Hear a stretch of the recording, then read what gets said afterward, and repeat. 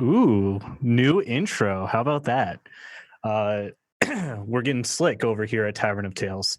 Hello and welcome back to Tales from the Shadowland, coming at you live from Game Room 5 from the Tavern of Tales in Boston. I'm your Dungeon Master, Jake, and these are our lovely players. Playing Glimmer tonight is Nico. Hello, I'm the only one without cool glasses on, and I feel singled out. Don't let them shame you, Glimmer.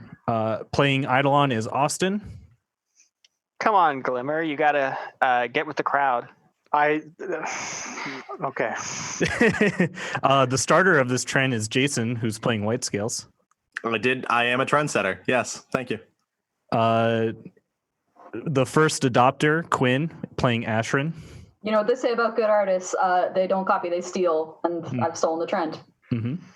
And Sir Gwydion is being played by Lily, and we're glad to have them back after. Sir Gwydion really needs these today, I hear. Yeah. Very hungover, very bloodshot eyes from last time. As I said, we are Tavern of Tales. We are a board gaming bar in the Mission Hill neighborhood of Boston, Massachusetts. We set up this stream so that we could stick together through these crazy COVID-19 times and hopefully entertain you folks along the way. If you're looking for something else to do with your copious amounts of free time, we also are running an online Dungeons and Dragons program set in the world of Eberron. We are ramping up to our season 1 finale as the aeronauts try to protect the Tree of Life and resist the Plunder Brigade as led by the nefarious General Steele. So we look forward to the thrilling conclusion of that tomorrow, and we'll be picking up sessions again next Saturday. So there's plenty of time to get on that Discord, create a character, and start adventuring with us in our big ol' airship. If you're interested in learning more about the program, you can go to tavernoftales.com/DND. That's D as in Dungeons, N as in I can't think of a word, and D as in Dragons. You'll also find a little link there. If you have the desire to, you can pay what you want for any of our content. Or just donate to us because you like us and you like the way we look in sunglasses. We are also at 49 followers on twitch.com. That's one away from being affiliate status, which is very exciting for us. So if you would not mind spreading the word about our little stream here, our little project, it would help out a lot to just get that little recognition out there. We also have other streams that are happening. You can find our schedule down below. We're just down there, where we have other content such as Magic the Gathering and like a tabletop role-playing roundtable. With those announcements out of the way, let's begin. Last time, White Scales spoke with Commander Oriflamme of the Rainmere Relief Corps, currently en route to St. Gertrude at the behest of Regent Reginald Esquis, apparently still alive after the attack and maintaining his role in leadership over that city. The commander didn't speak very highly of the Red Palm, saying they were mostly formed of common ruffians, but that they had a large number of troops, and their leader, Asher, commanded them from an unknown location that would make the crisis very hard to solve. The other members of the party reformed and shared some drinks at the bar, discussing their options, histories, and desires for this emerging little group. They hashed out their idea of what their partnership would look like in the future, and White Scales and Glimmer seemed to forge a particularly tight bond, heading out into the night for a one-on-one chat, only being partially interrupted by a brash, youthful graffiti artist. Just a chat, also. Just a chat. It's a platonic chat. There's no sense of romance. Graffiti and chill. Yes.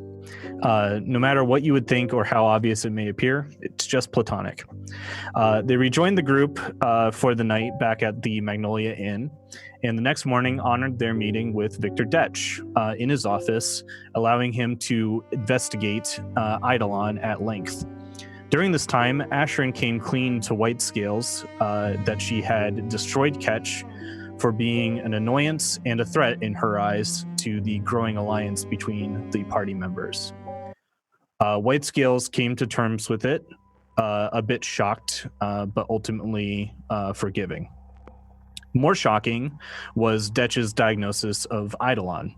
The arcane scrolls that comprised his existence had begun to fade over the millennia of his existence, and now the construct has a mere 4 years left to exist on this plane and to follow the words of their master, their final command to do great things. The silver lining there that Eidolon had received was that he has some old memories from his master locked away within him that he may be able to examine with some exterior help or some self-reflection. It is the third Jan day of Pike Tide, year 996 of the Great Silence. The day is named for the king of the gods and the god of prophecy, Jan. The month is named for the god of war, Phineem, and the year is named for their absence from the world. We rejoin the party in the daylight of Tarek City. What would you like to do? Oh, I'd like to throw up on the floor, please. Well, we did manage to get the health potions, and I do believe that we need to be on our way as soon as possible. I think we finished all our errands, yeah. That would definitely be preferred, yes. How early did we wake up after I finished how many ales I had? You're probably waking up while we're out on our errands. Yeah. I think we've dragged you downstairs and we got you some brunch while Glimmer made sure you drank water, so you've had a little bit of time. Had some nice bread, too. Yeah. Plenty of He was water. a very kind person. Yes. So should we be off? Or is there anything left to do here? I still have 10 gold pieces left over. Does anybody else need anything final? Glimmer, you wanted to buy a book, yes? If we want to be off now, we can be off now. But I thought Eidolon might want to. He said he liked books. I thought he might want to have a book. I don't know. Who paid my tab? I'm sure there's going to be bigger books when we get to Rainmere. I believe it was a collection of all of us. Yes, we took care of it. No worries. Mm-hmm. I like you guys. Let's go. You introduced us to this new game, Circuited, while you were, Slosh, I don't know if you remember it. It involved getting a mint from your forehead into your mouth without using your hands. It was very nice. It's very charming. You made yourself I think my horns were getting in the way, but You'll learn the technique. That's the perfect way to do it. You just gotta keep practicing it. okay. You seem to have good technique. I do. I think. Oh, you never were told this. Catch has died. Or he was killed. Who? By Asherin. Catch. Yes, that unfortunate little imp who had been tagging along with White Scales pet, yes. Yes, my pet. Yes, well, we had a discussion and it ended on amicable terms. I did kill him, but he'll be back, so... Do you not like rats? They're not ideal, but that wasn't really my problem with him. It was more how he was a little predatory towards certain people's souls and caused a little bit of disruption in our cohesion. Well, I guess that would be a problem for some people. He Sure. also pooped in my mouth. I didn't love that. Honestly, that's the thing that I understand. Yes, it's I not think great. I would too. Not ideal. You pooped in your So anyway, let's not speak of him. We don't have to worry about him for another 6 days. Or 5. Technically, we don't have to see him for longer than that either, unless we resummon him, correct? You're correct, I believe. Mm-hmm. Just saying. Good. Now we have a rat in our back pocket if we ever need him. Yes, let's be on our way. I am not quite remembering what happened last night, and just in case I did something that I regret, we should leave now. Yes, a quick matter of just strategy for a moment. We have 4 health potions. How do we divide this amongst each other? Somebody shouldn't have all of them on their person. We should make sure that everyone has at least 1, maybe 2 people have 2. Dibs. I feel like our 3 frontliners, you, White Scales, and Gwydion should have 1, and then either I or Ashram should have 1. Being I have prepared a to limited If I'm being ability. honest, I would feel a lot better if someone other than me held them. It's a very good reasoning, because if we hold these potions and we go down, then we don't want you to backcasters getting to the front lines and to aid us. Perhaps, Eidolon, White Scales, and Sir Gwydion are more gusto boys. Should each take 1 of their own just in case. And then I've been could knocked take- out like 3 times, and I'm really not looking forward to that anymore. And It's kind of... Sorry. No, it's okay. We're trying to prevent that. And Yeah. because I feel like I fight a little bit closer to you guys than Sir Glimmer does, I should take the 4th one, and then I can administer it if something goes wrong. Because I have a limited ability to take care of myself. Unfortunately, can't help you guys without a potion, though. So. Mhm. And it can be considered somewhat of our own personal medical kit. We go down, you take ours, and just plop it in. I do have the hand, though. Do you think I should have 1 because I have the hand? Phew, Old mage hand, as an example. Oh, okay. What? It helped Well, last time. It would be easier for me if someone else held them. I'll take yours, White Scales. Thank you. I wouldn't mind just having 1 on my person, just in case. So White Scales doesn't get 1, the rest of us get 1. Yeah. Indeed. Okay. Problem solved. So we do have horses, but I'm kind of concerned about the swampy terrain ahead of us. If any other special precautions we should take before we head out.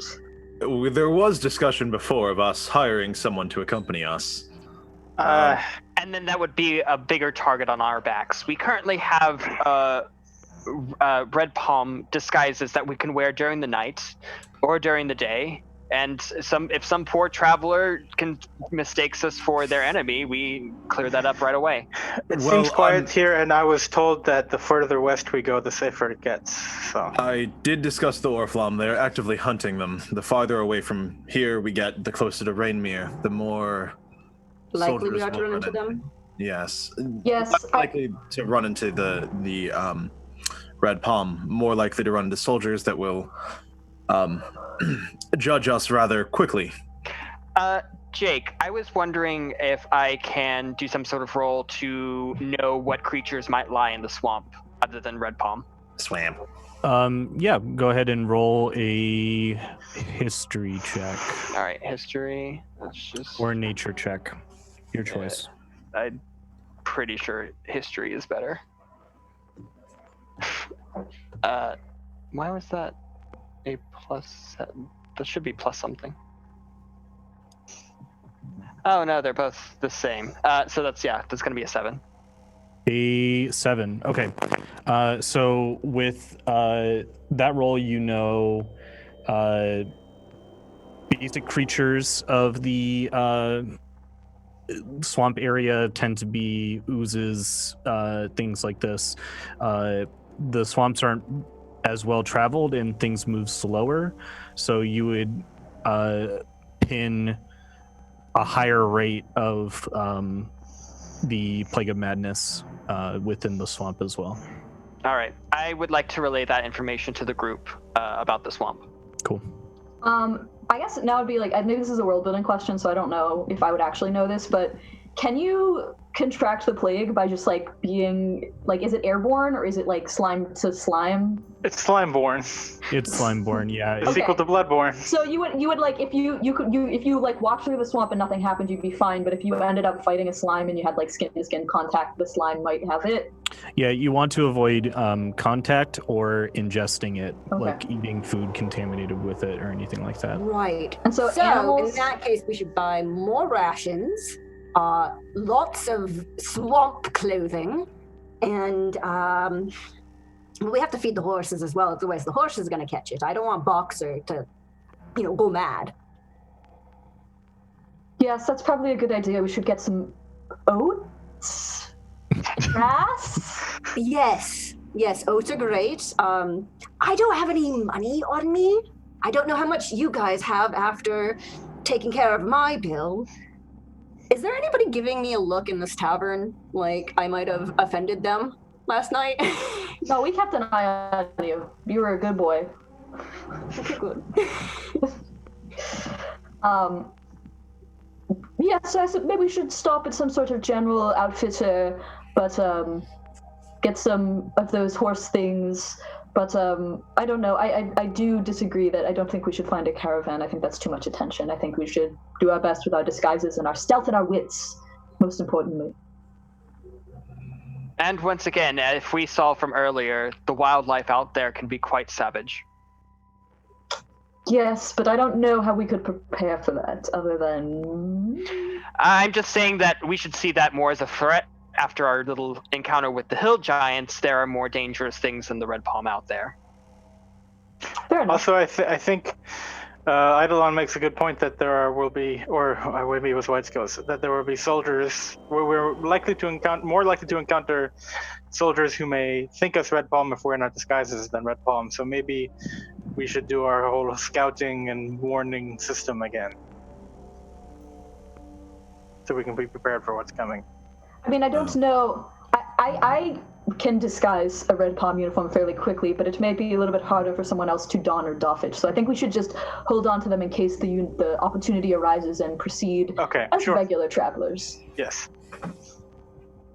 Okay, so you are proceeding on horseback. You are stocking up on some Horse food. on swamp rations, and heading out forthright. Is there any other business that you need to take care of in Tarek before you head out? Yeah, I want to buy onions because Shrek lives in the swamp. Epic. That's it. Lol. Lol. Memes, clip it. Can I get some Shrek is life spam in the chat, please? Some Epic donkeys in the gamer chat. moment from Quinn.com. That's my homepage. No, I mean, I'd like to make sure we get more rations and stuff also, but we don't just take that out of our account, Jake. I don't know. Yes. Just FYI, I don't track your arrows. I don't track your rations. I assume you have them. If I want to do like a survival wilderness arc, I will contrive a way to remove your rations from you. But otherwise, you can assume that you've got the ability to eat. Okay, let's get our horses. Cool. Your horses are waiting for you in the Magnolia stables, and you retrieve them. You still only have 4 horses, so 2 of you need to double up. Who are the people on the same horse? I think it's me and Gwyd, like it was before. Yep. That's fine. You and Gwydion? Okay. Mm-hmm. Should we buy a horse? No, we don't have enough gold. No, they were about 50 gold pieces each. God, I can't wait to have pocket money again. Well, we only paid about 20. Yes, and we would have 20 to buy on a horse here if we had acted faster. Anyway, let's let bygones be bygones. I shouldn't bring that up. Okay. There are more important things than gold, Ashern. Oh, you're quite right. We're all alive. That's more important. You're quite right, but I think an extra horse would have been handy here, but it's fine. It's none of my business. Let's go. You mount the horses. Only one of them has a name, and it's Boxer. The other ones are horses 2 through 4. Boxer's the first horse. You skip over 1.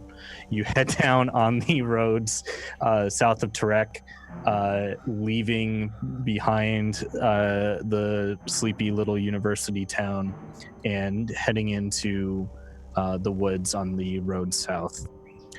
Your travel for the day is pleasant and uninterrupted, just like the road from St. Gertrude to Tarek. You don't see much foot traffic, even though your travels on these roads in the past would have you would have been passing by a very large amount of activity. Everyone is very scared of this whole red palm situation, and it's locked down the roads. You make your way south on the road towards Rainmere, and with your day's travel, you get to be to the edge of the woods in the beginning of the Great Swamp. It is currently a little bit before sunset when you begin to have to look for a camp. Can I get a perception check from everyone, please? If I roll a nat 20, can I like barely on the whispers of the wind hear All Star playing somewhere in the background? Hold on, What's I have with something. the memes right now? Is It's it, I Hallelujah. say the word swamp, and now we're all Can we see the swamp from where we are? Can we see the Say what? swamp? Yeah, See you're the on swamp? the edge of the you're Okay. on the edge of the forest. While I'm riding with Sir Gwydion, I will say, I know a little rhyme about this swamp. Do you want to hear it, Sir Gwydion? I do. I want to say I rolled a natural 20, but I have a -1, so I got a 19. So it goes like this. Somebody once told me Oh, Okay. the world is gonna roll me.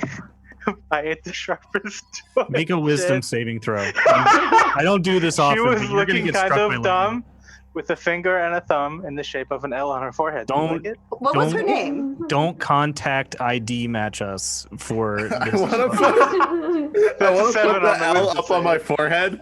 I don't understand. You guys are gonna bring me. The chat is singing along with us. Okay, you can't punish me for this. I'm adding more enemies into the next encounter. It's all about that brand engagement. Oh yeah, it's one of them going to be Lord Farquaad. I got a 19, an 18. I rolled a natural 20, but I'm -1. I got a 7. Okay. Sir Gwydion and Ashrin, you notice up ahead, kind of in the distance, there is a flurry of activity. It would take you about another hour out of your way from the woods and the sort of campsites that would be around here, but you can see traces of red and some shouting. It looks like there's an attack happening up ahead. Is that like a couple hundred feet? Like, how can we? So we can see people fighting? Yeah, there. Since the plain, the area is like very flat. It's just Okay. like lakes and stuff. You can just see like some movement. You can see red uniforms that you are pretty sure indicate like Red Palm, but they are currently engaged in some sort of struggle. It's hard to make out the details from this distance. Well, we can't have that. I see fighting up ahead with some red palms. I think that we should fight them. I am concerned about our last encounter with the Red Palms. I don't know quite how it would go. Is there a way someone could scout? We I could I go could. up in the disguises, I see could as well. see who's winning the fight, and then if we think Except we have a don't chance. quite have a lot of time, like 10 minutes, things might change in a battle, and I like this armor. So we only We have got a very lucky with the Dagger lads last time we encountered the Red Palms. I don't think Verthor Grom is here today, so that's my concern. Do we know? Does Sir Gwydion have an idea how many Red Palm it is? Does it look like it's more than our group, or that the entire skirmish is about? It's very hard to pick out the details. You can just see like an activity and like people moving around. How far away did you say it was also? It's about like an hour's travel. Oh, it's that far. Okay. Yes, that's why I don't know if we would even make it in time. It might be best just to shelter off-road. I can't. I have to go, even if it's just me. It's Off road in a swamp? That seems rather dangerous. Okay, less dangerous than the Red Palms, but I would really rather avoid any combat for now. Could we approach in the guise of the Red Palm, see if there's a chance of saving the survivors, and then if not, to just say we're another faction passing through? Saving what survivors? I don't know, but it seems like some of us are very concerned to see if there were any. I think we wouldn't even blend in as Red Palm, to be honest. I would look at like us. to stealth for the hour, I guess. What about that? Can we not just sneak up and see what's happening? If it's them, we need to get rid of them. I mean, if we wait 10 minutes, we could see how this plays out from here. And be an hour away from travel still. It would be hard to notice any details. Yeah, it from just. that distance. I'm assuming it just kind of looks like a bunch of people in violent motion. Yeah. We could approach closer, tie off the horses somewhere, maybe about 2/3 of the way there, and then Sure. try to see what's going on. Is that a Just compromise? hurry up, though. Yes. That You seems want like to a get better off idea. the horses that we could run away from them from. Well, I suppose that it's hard to stealth with them. Let's go 2/3 of the way is good. We won't be. I don't think we'll be noticed. I don't want to fight them at all. I'm just working with Sir Gwydion's idea that we should see Well, what's up. we know we have ways to make people not fight us. We have Kind a of few. relying on many that of glimmer, them? if I'm honest. Yes, that's a concern. That's why I'd rather not charge in head first if we're going to charge in at all. Valid. So you're Whatever we're getting- doing, My let's make a person. decision now. All right, who wants to do? I'm going to say who wants to do nothing or who wants to stealth in. Who wants to stealth in? 2/3. When we can all go 2/3 of the way, and decide, and then decide. And then we. Okay. Perhaps we'll be able to see closer by then. All right, let's do that then. All right, let's go. We ride very fast on the horses for exactly 40 minutes. 1 Mississippi, 2 Mississippi. Okay, so you head south on the road towards this flurry of activity. I'm going to switch over the maps and roll 20 real quick to show you what you can see from that distance. Your tokens are not an accurate assessment of how close you are. Whoa! Transition. So you can see in front of you from your distance. You're about 20 minutes away now. A assault is happening on what appears to be a small tower in the middle of swamp, connected to the main road that's kind of built up like a like a berm where you got like slopes onto it slopes down on either side to like a watery, muddy pool. There's a wooden bridge that attaches this tiny tower. It's only about 15 feet tall to this like landmass, and it's currently being dominated by a giant filthy looking creature with big tusks carrying a massive battering ram, and it is moving along the bridge and sheltering away from small little bolts that are shooting from the top window of the tower. You can hear coming from that tower window the sound of a young, diminutive female voice that's just shouting, "Come get some, you bastards!" and taking pot shots from a window about 10 feet up. That sounds like a princess and a damsel in need of saving. I'm Oh sorry. no! Oh no! I think And did the rest of them attacking look like red palms? Yeah, it looks like a military operation. You see like familiar uniforms. There's like a checkpoint on this like bridge here. A man with horns and a red cloak seems to be overseeing the operation, and then there are some uniforms that you don't recognize as being Red Palm soldiers on the bridge. They're in like a heavier set of armor and have shields with the Red Palm insignia on them. Does it look like there's any more other than these fellows? This looks like the Force. Well, since we're already this close, Sir Gwydion, would you like to go in? Does anyone know what that big thing is? Doesn't Does matter. any of us? it looks like it can fall off that bridge if we attack the bridge. Perhaps they're all clumped together. Just be careful with the tower, you know. Oh yes, well. So Jake, it's all... is there any way to discern what kind of creature that large monster is? Yeah, go ahead and roll a history check. All right. 10. That is an ogre. Yeah. God. Yep. Right. Oh, Yep. Yep. you know what they say? Ogres are like onions. They say that. Oh, God! no. Okay, we gotta kill Shrek now, guys. Wow, Producer, I can you didn't put mean to on do All-Star that. Smash Mouth, please? The second you said tusks, Jake, I've been waiting. Anyway, Jake, is this Lord Farquaad right here? No. we're getting John Lithgow on the stream. I would like to just check. So there's 8 guys and the ogre and the tower, and there's no other guys outside that are standing and fighting these guys. They're just fighting the tower at this point, right? They're fighting the tower. There's a window up here where a crossbow kind of pokes out of it every once in a while. It launches a bolt at the ogre and then retreats to reload. Okay, The ogre is covered in like crossbow bolts sinking into its muscles. but we would be the only forces on the ground. Okay. All right. Well, We could all attack at once. If we sneak up, we could put on the disguises, although that would make more time pass, and try to get into a better position. Or we could go.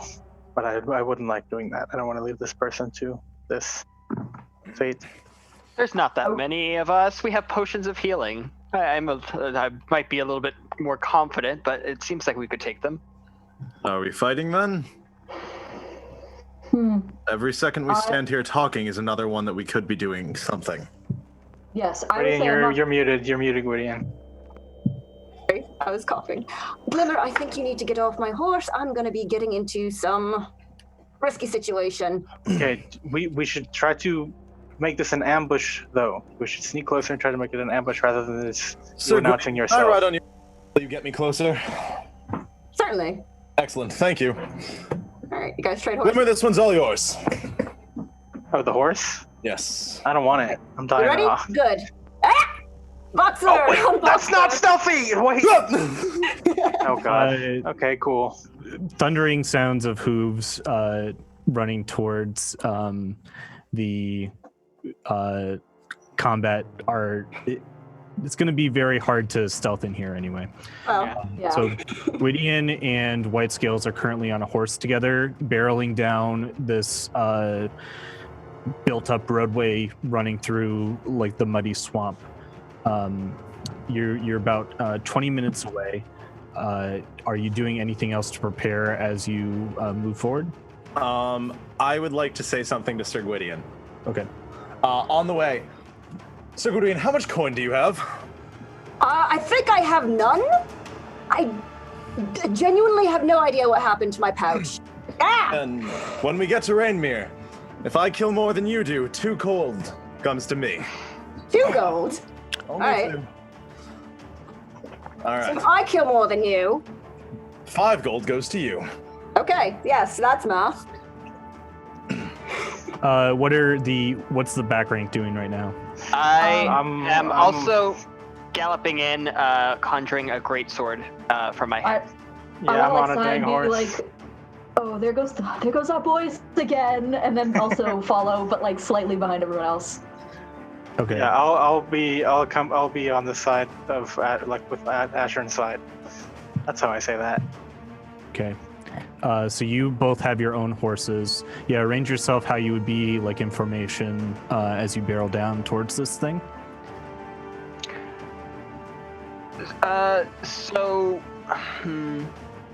I did want to say that I wanted to get an ranged attack, if possible, as Sir Gwydion and White Scales kind of get in there as well. Can I prepare an action right behind them that whenever they go in and start fighting, that I can release an Eldritch Blast? Yeah, so we'll just do that as part of an initiative because they're going to be seeing you coming. So let's just go ahead and roll initiative right now. All right.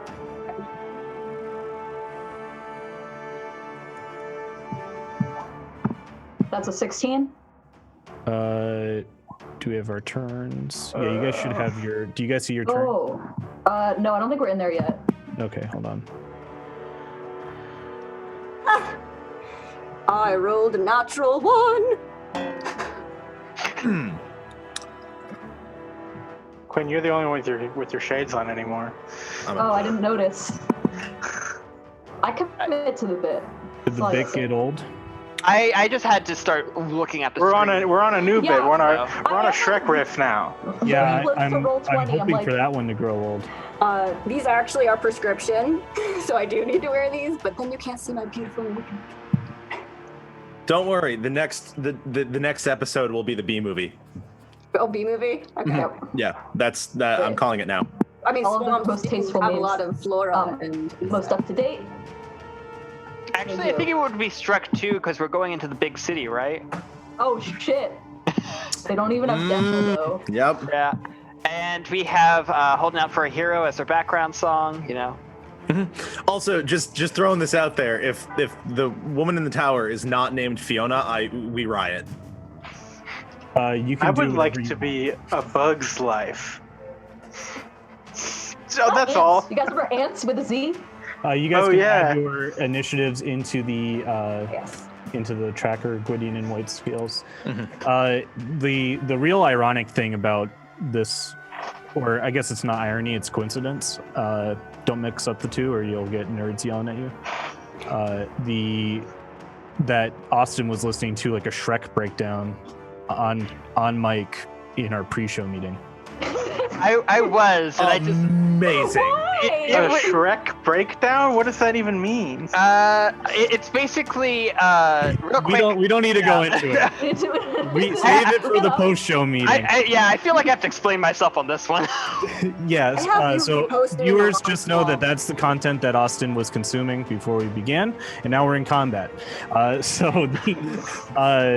You guys barrel down the road towards this incursion.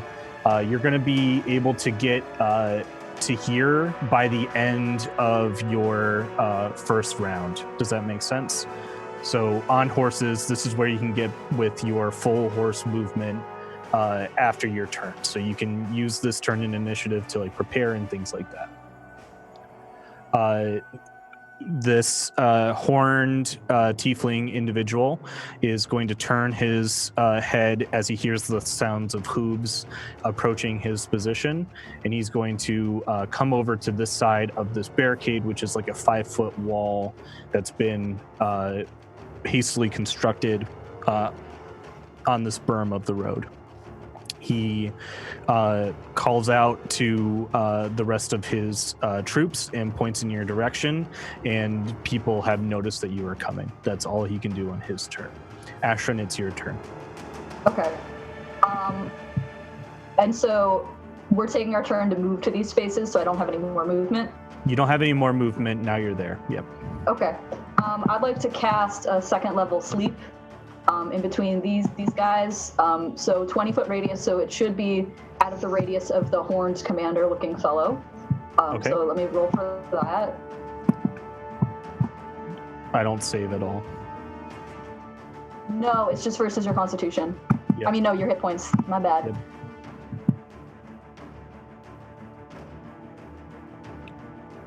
It's my turn, and then White Scales, you're on deck after that. I'm on the back of a horse, baby. We can Oops. jump off the horse. Ignore that spell text. Ooh, that was good. Oh, it's because it's not good for second level. Oh. So if any of them have less than 33 hit points, they fall asleep. And if there's any carried over, it would follow to the next one. So Ashton's going to take a little pinch of dust and blow it into the wind, like it's going to float over there. Yep. They all have the same amount of HP, so who would you like to fall asleep? You can get one of them. The one closest to me. Okay. Hobbies make that mistake. So you see that guy. He's got a bow trained on the tower currently, and the arrow just kind of limps out meekly into the mud in front of him, and he slumps over backwards against the wall. Okay, done with my turn. That's it. Okay. On their turn, these archer types are going to come here, and the only person in range is Ashrin, so they're going to take some shots at you. Hell yeah, baby. This guy is going to spend his turn waking up the person you just put to sleep. Oof. But Oh. you wasted. Oh yeah, I forgot that you can do that. Yep. I always forget you can do that as well because normally they're busy fighting. Yep. Oh, it wastes their turn. So, Quinn, and by Quinn I mean Ashrin, you're gonna take 4 longbow shots. Oh my god. Nice. So my AC is like 10, so let's see where this goes. Death. That's where this goes. No, we'll see where it goes. Tell me how much. Let's see which ones hit. So these are all +5. 21, 13, 13, 16. Okay, let's start with the first one. Ashton is going to see 4 different arrows coming at her and go, nope, and pull out her key focus and start to fiddle with it. And so reroll for the first one, please. 13. They have +5? Yep. Okay, that one is still going to hit, and then she sees 3 more coming, and she's going to fiddle with the device again, and there's a little bit of deja vu as the arrows move back a bit right before it hits her. And can you reroll for the second one? Oh no. Panic, panic, panic, panic, panic. What's your AC if you do that spell? There's so that's a class ability. And my AC is 10 because I don't have any proficiency in any armor because I'm wizard. All 4 of them are shooting their bows, you said? Wait. Oh no, they get 2 longbow shots each. They get 2 attacks each. Yeah. Okay. You want to tell me how much damage that is? I would love to. Are you done trying to alter the flow of time? Yeah, it didn't go great, did it? No. Everyone saw arrows like go back like 10 feet and then go forward and then go back, and it's like, that's weird. And one of them is like a little bit on better course. Yeah. These guys have an 80% chance to hit you. Okay, well, I'm not. Quick maths are correct. I think I'm unconscious from that, actually. That would kill me. Yes, so I'm unconscious. I've 26 is my hit points, so that hurts. So they all hit Ashton, and now she falls off her horse. Yep. So you don't die from massive damage because they were all different attacks. Mm-hmm. I'm So- at -1. You're at -1 and you slump off your horse. Your horse is still charging forward, but you are unconscious. Whoops. Did we lose one already? White Scales, it's your turn. So that's the end of your horse's movement. So you could dismount for half your movement and dash if you'd like to. Yeah, I'm thinking if that's better. I'd get 60 feet out of it. You get 45 feet because dismounting takes half your movement. Yeah. You have another dash of Yeah. Okay. Yeah, I'll do that then. I'll drop down, dash over here. I still get a bonus action.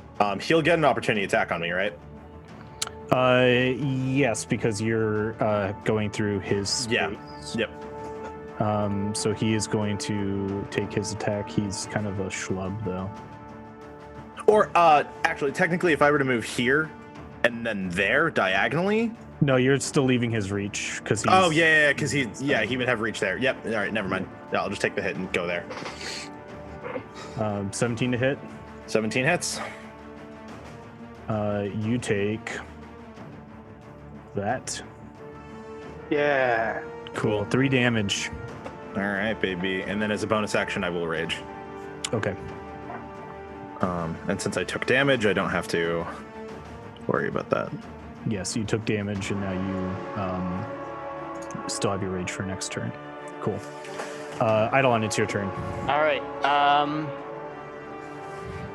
I am going to dismount and move up the rest of my speed. So 5, 10, 15, 15. And Eldritch Blast this guy right here. Okay, roll your attack. All right. Ugh. 7. 7 is like a hole you can't get out of. You always roll 7s. Yeah, I don't know what's going on today. But Okay. Anything else on your turn, Eidolon? Nope. Okay. Glimmer, it's your turn.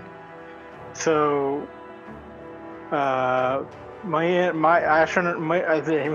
is unconscious on her horse. It is still moving forwards. Ashrin is there on their horse. Their horse has stopped moving for this round. You're like I'm just wondering what the mechanics of feeding her a potion would be right now. You are adjacent to her, so you are in Dungeons and Dragons 5e. Initiative is an abstraction of simultaneous movement. So all of this stuff happens simultaneously. So you're riding next to her with the horse. The people just had to take their attack before you were exactly in range. So you're right next to her. You can just lean over and feed it to her. Okay, I will do that. Will that be my action? Yes. Okay. Just try to pour it out horse to horse in my mouth. Love that. Yeah. If I can flavor it just as I uncork it and then I mage hand it over to her, if you'll allow me. It's not mechanically relevant, so go ahead and do that. Whee! And then I might want to quicken something. It's 2 points, though. It's 2 of my 4. No, that's fine. I have a bonus action. I can't do anything with it. I will establish. So go ahead and do that. Whee! Oh. No, I'm good. That's it. Should I roll for the health potion or Nico? Oh, I'll roll it. 6. Yay! Okay, anything else, Glimmer? No. Okay. Sorry, you were going to say? No, I just said yay. Oh, yay! Yay! The ogre on his turn is going to take a huge battering ram shot and completely whiff and stumble a little bit.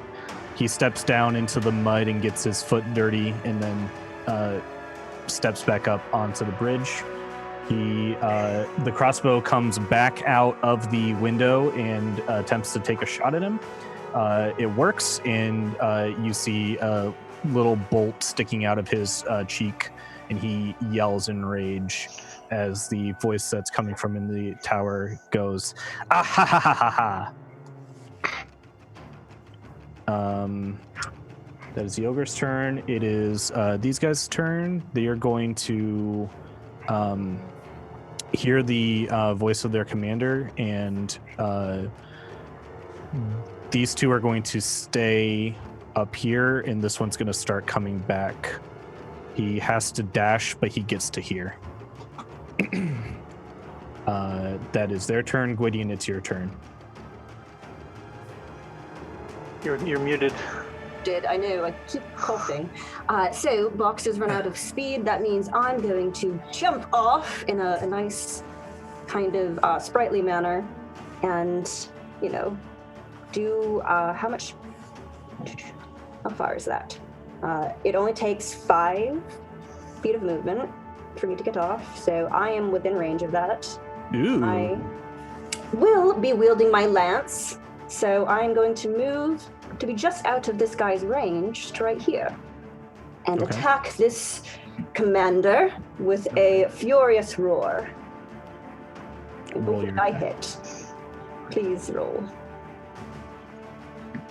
The suspense. Yes. Yeah. Yes. If it hits with 22. It do. Then I do 7 piercing damage with my lance, and I would like to do it again. Actually, I will action surge. Great. His eyes spark in fury as you dare to strike him with the lance. He moved aside a little bit.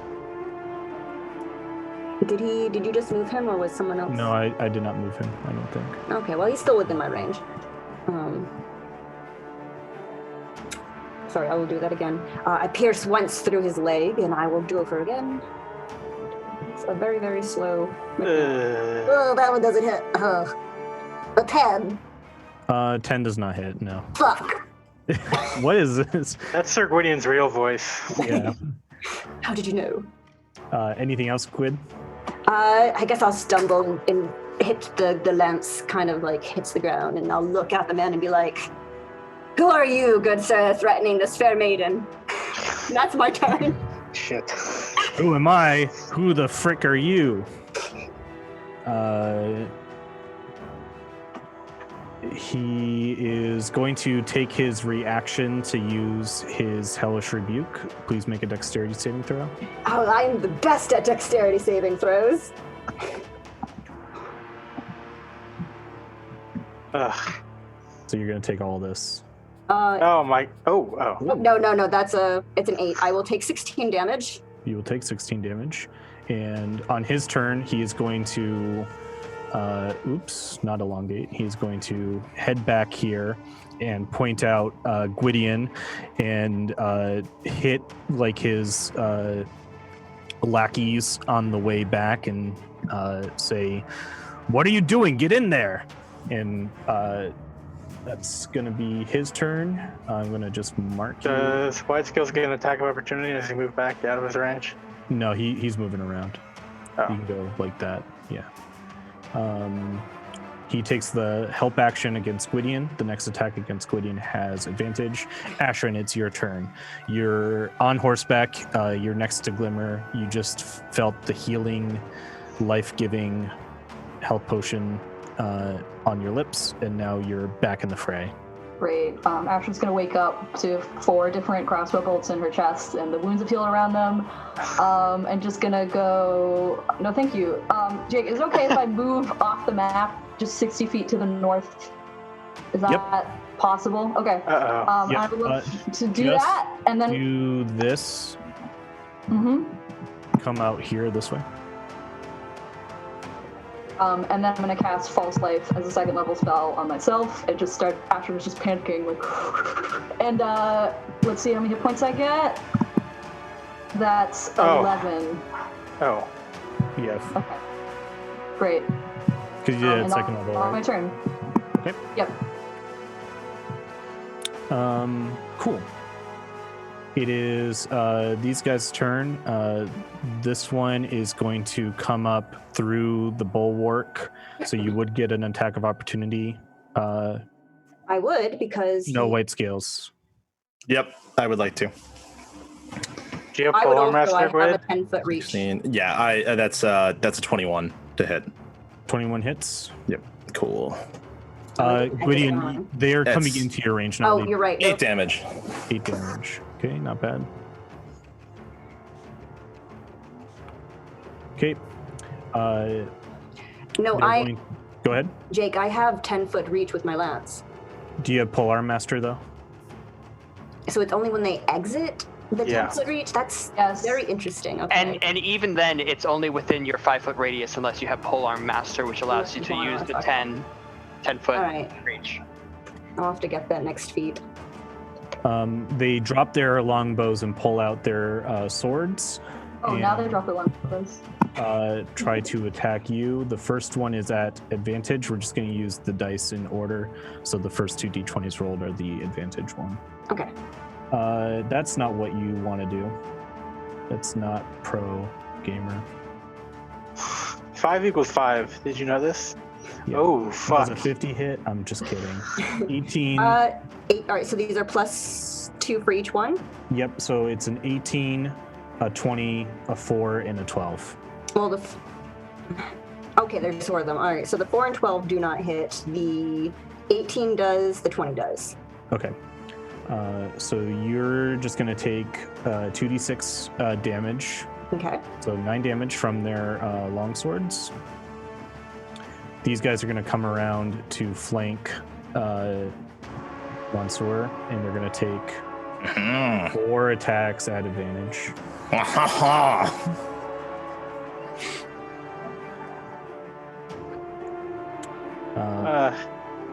13, 17, 20, 15. My AC is currently 14. Okay, so looks like 3 of those hit. Yeah, that makes sense. 10 damage, halved.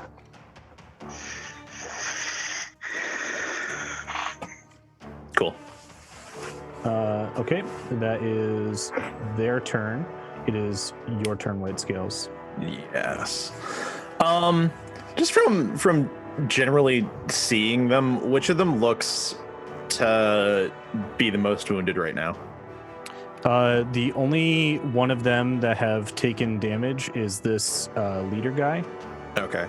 and this guy who's above Okay. the bulwark. Yeah. All right. I'm assuming that these two look like they are not as hardy as this one. Yeah, this guy looks like he's a little bit more skilled. These guys look like archers that you've closed range on and aren't very well suited to melee combat. Yeah, cool. Then I will frenzy, and I will attack the one on this side of me. Okay, roll your attack. That's a 10. Ugh. That's a 10. These dice rolls, man. I want to roll my own dice. I've never felt so betrayed. And you're frenzying, right? So you can go ahead. I have to wait until my next turn. Frenzy doesn't take effect immediately. I have to use a bonus action to activate it, and then the next turn I can attack again. I see. Yeah. Eidolon, it's your turn. All right. So do I have to go through the opening right here to get over the bulwark, or can I go no, you over can it? climb over it. All right. Does that take up any extra movement? Yeah, it's difficult terrain. 15, 20, 30? Yep. All right. So I'm going to stand right there, and I'm going to hit Sir Gwydion's, the one, so that I can get advantage on it. Mm-hmm. All right. So that is going to be hacked weapon. Oh my god, I'm so stupid. Oh my god, I feel 22. 22 hits. All right, and then that is greatsword. 12 points of magical slashing damage. 12 points. That's a really big hit on him, you can tell. He doesn't have much more in the tank besides that. And bonus action, curse the commander. Hexblade's Curse. Yep. Okay. Anything else, Eidolon? That's it. Okay, it is Glimmer's turn. What is this skull and crossbones on Leaderman? That is the Hexblade's Curse from... Okay. Then I'm going to just make sure I know all the resources are full cost. Yeah. I'm going to cast Ice Knife at second level, Twin Spell, 2 shards, whew, at this leader guy. So this is going to be an extra d6 of cold. Let me, He has to make a dexterity saving throw. I have to. Well, first I gotta see if they hit. So here's one. That's a 24. Fuck yes. So... Oh no. As you're aiming your ice knife, the devil-horned character reaches up a hand. His eyes are growing with fear, and he taps the guy on the back of the shoulder and pulls him in the way of your ice knife. They switch places and now target this guy. Oh, that's Okay. I thought it was gonna be shield. That's fine because he's still gonna get hit by the cold. Yep. So they both have to make dex saves.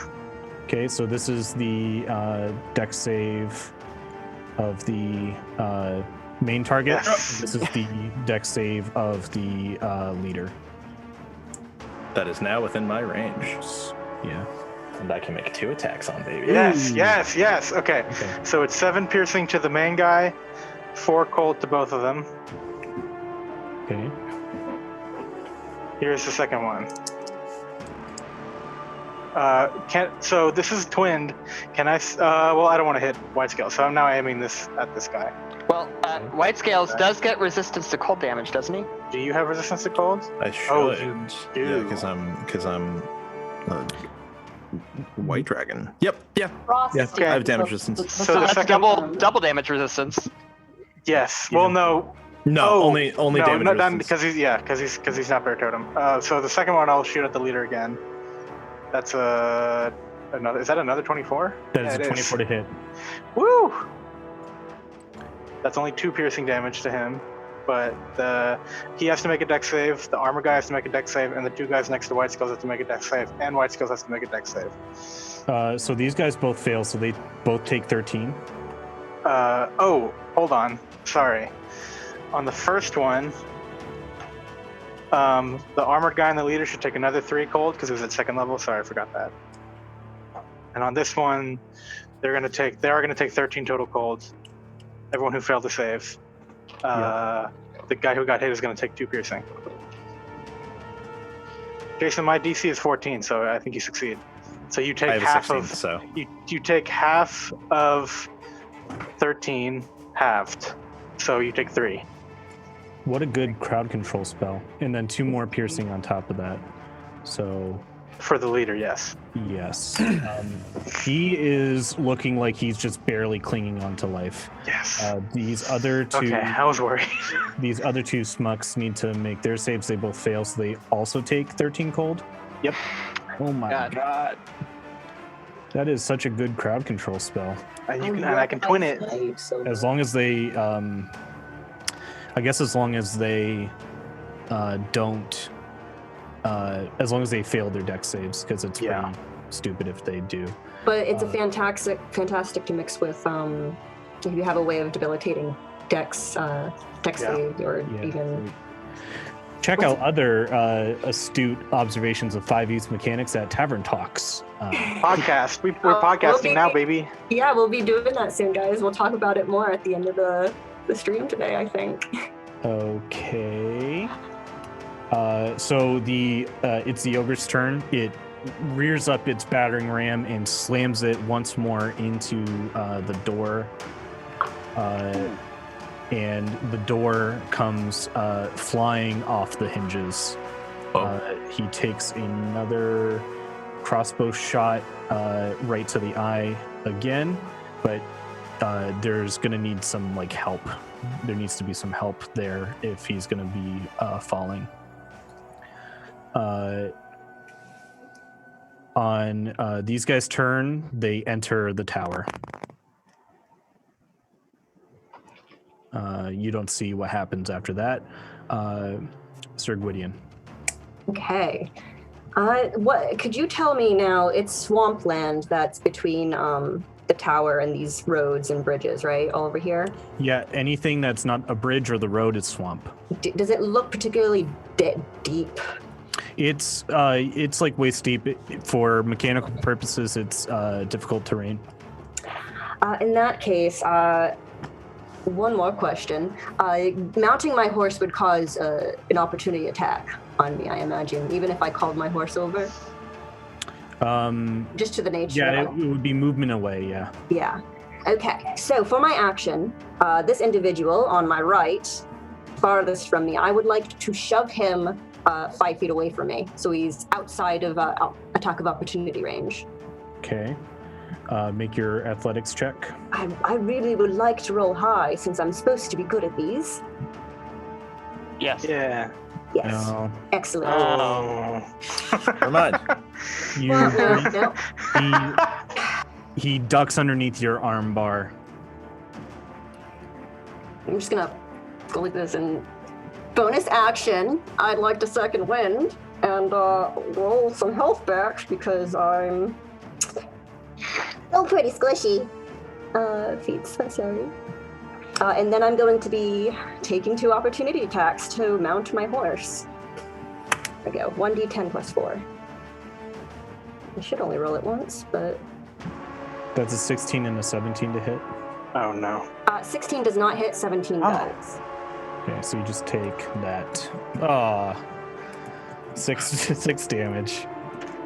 D10. This isn't going so great for us, guys. Oh, it's going perfectly. So I will just go up 3. And then I will mount my horse. I guess I'll be right here. A little bit further away. And I will end my turn there.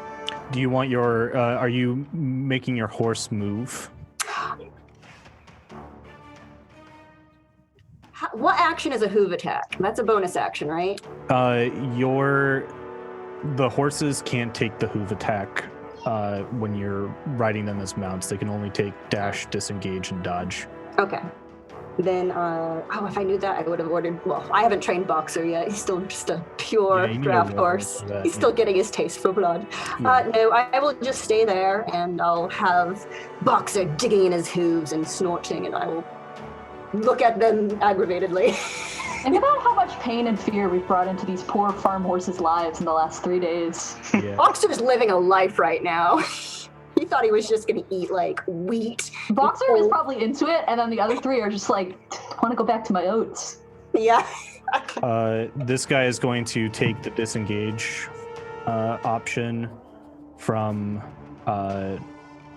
White Scales and then throw a dagger at him. Or no, he's going to use his action to... Oh no, he's already flanked. So he's just going to throw a dagger at White Scales. Okay. Try me. Oops. I need to actually roll to hit. Okay. Yeah. No. That. Don't try me that hard. Okay. Okay. Yep. Yep. So you get resistance, so 2 points of piercing damage from. Wait. Hold on.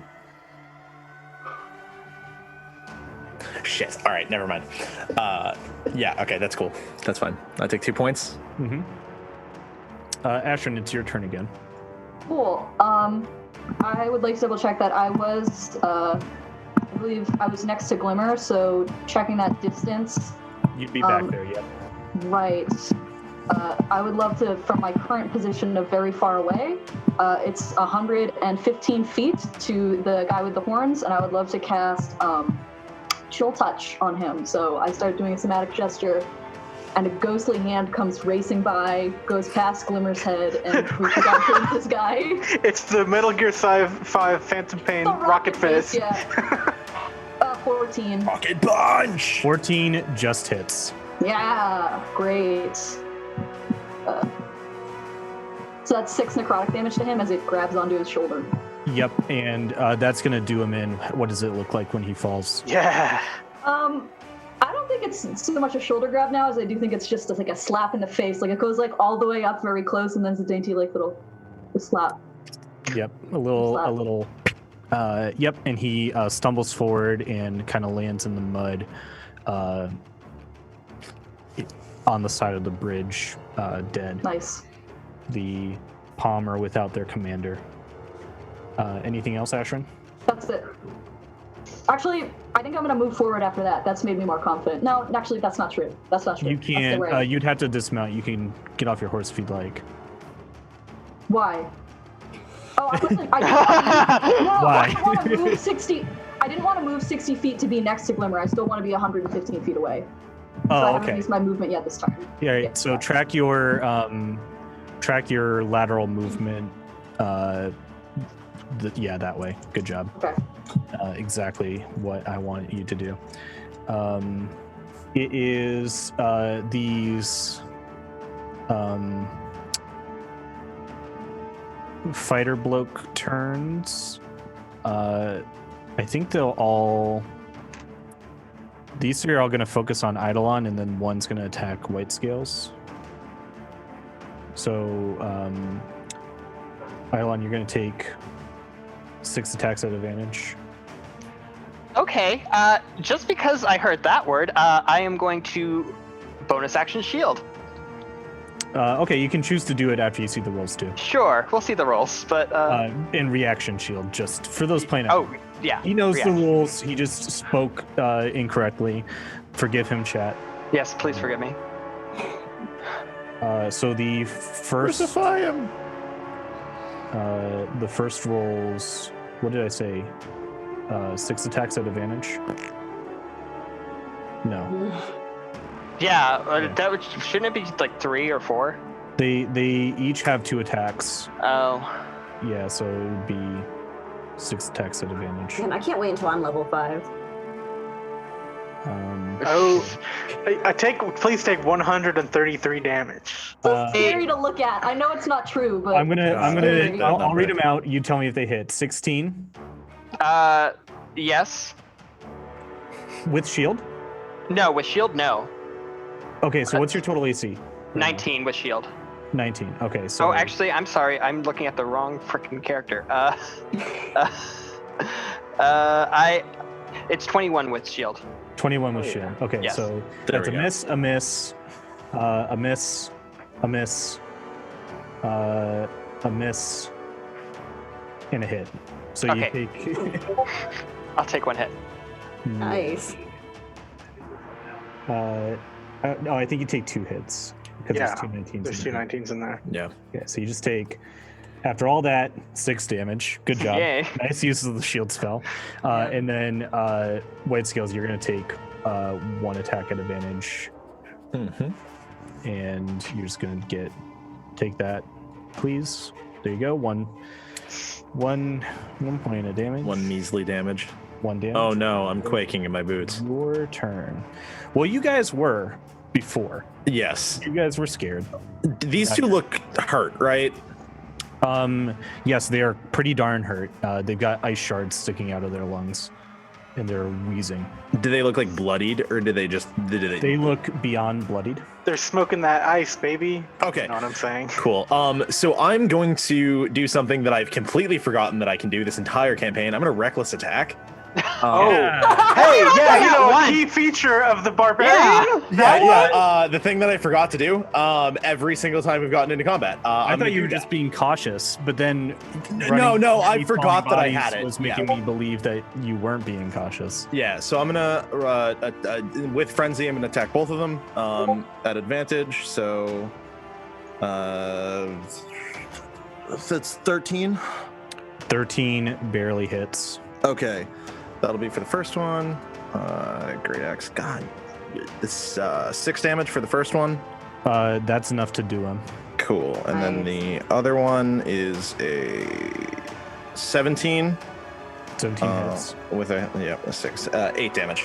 8 damage. That'll also do him. So you double swing recklessly. What's it look like when you slay them both in one swing?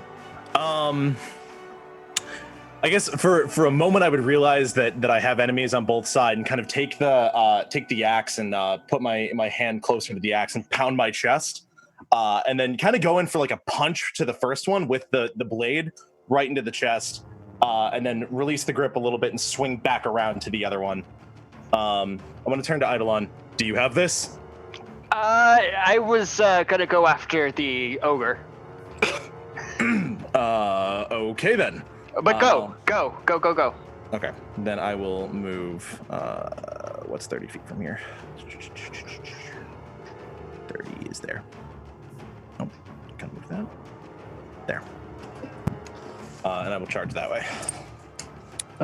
Okay. That's White Scale's turn. Eidolon, it's your turn. All right. I'm gonna try something out. I cast darkness centered on myself. Oh shit. Yes! I love this. That is your last spell slot, right? Yes, And it is. What's the radius? It is darkness is 20 feet, I believe. 20. Okay. Yes. No, sorry, 15-foot radius. Okay. Damn, Eidolon. You're just gonna wreck everybody in a half second now. Yeah. So that should be like a little bit smaller. Yeah, I'm working it. Okay. Yep. So they're all plunged into darkness. Great. I can't do anything else for now. You can move if you wanted to get into a better position, because in order to make an opportunity attack, you need to be able to see. Yes. So 1. Jake, is it possible for you to give Eidolon like an aura or something so we can all see where the darkness spreads to? You should be able to give a token an aura if you click on it. Or maybe Austin. Did you? I've 'Cause already done it. I can't see it. Try zooming in. See if that does it for you. No, it might just be like GM only. Here, let me do this. Can you guys I see it don't- now? Oh, there we go. Yes, Yep. there we go. I don't really know where I want to move around here, which has my best opportunity. So I'm gonna go right there so that at least the enemies are in darkness and the rest of you can see the edge right here is is a path to the ogre, at least. Mm-hmm. Okay, Eidolon, that's your turn. It is Glimmer's turn. Okay, so if I move here, that will take moving these squares in the swamp. I can't get here without dashing, basically, right? Right. So every square you move in the swamp is 10 feet instead of 5. Okay, so I'm going to move here. That's going to take 15 of my movement. Yep, you plunge into the swamp. You're about waist deep in sludgy water. And so I can move another, if I'm dashing, I can move another 15 plus 50, I can move another 30. So I'll move here. Where was that again? Why do I do that? I just do this. Oh. Right there.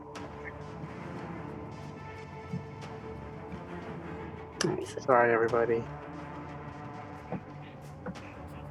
And I should be. So I'm within range of this ogre to cast Calm Emotions on him. It has a 20-foot radius. I don't see these guys in the tower. Can I reasonably guess that it would hit them? It would be a weird assumption to make. Why? I think it goes through walls and everything. It would be I a guess 20-foot not. radius from this It wouldn't be a point. weird assumption to make because you don't know what the interior of the tower looks like. Okay. We did see some guys go in there, but we don't know what it looks like in there. Yeah.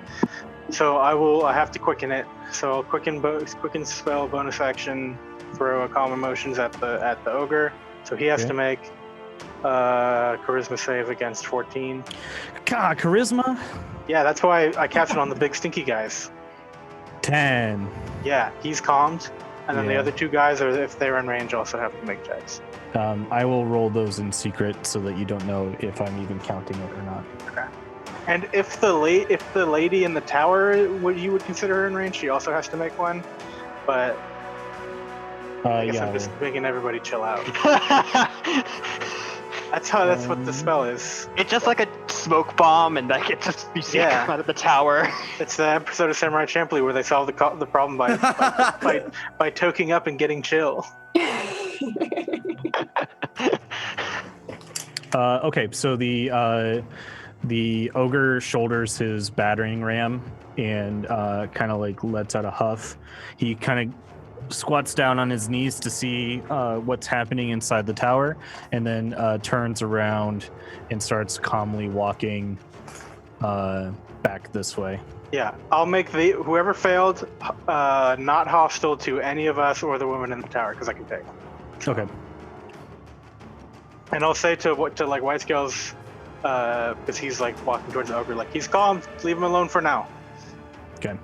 Wait, are you yelling that to me? Yes. Okay.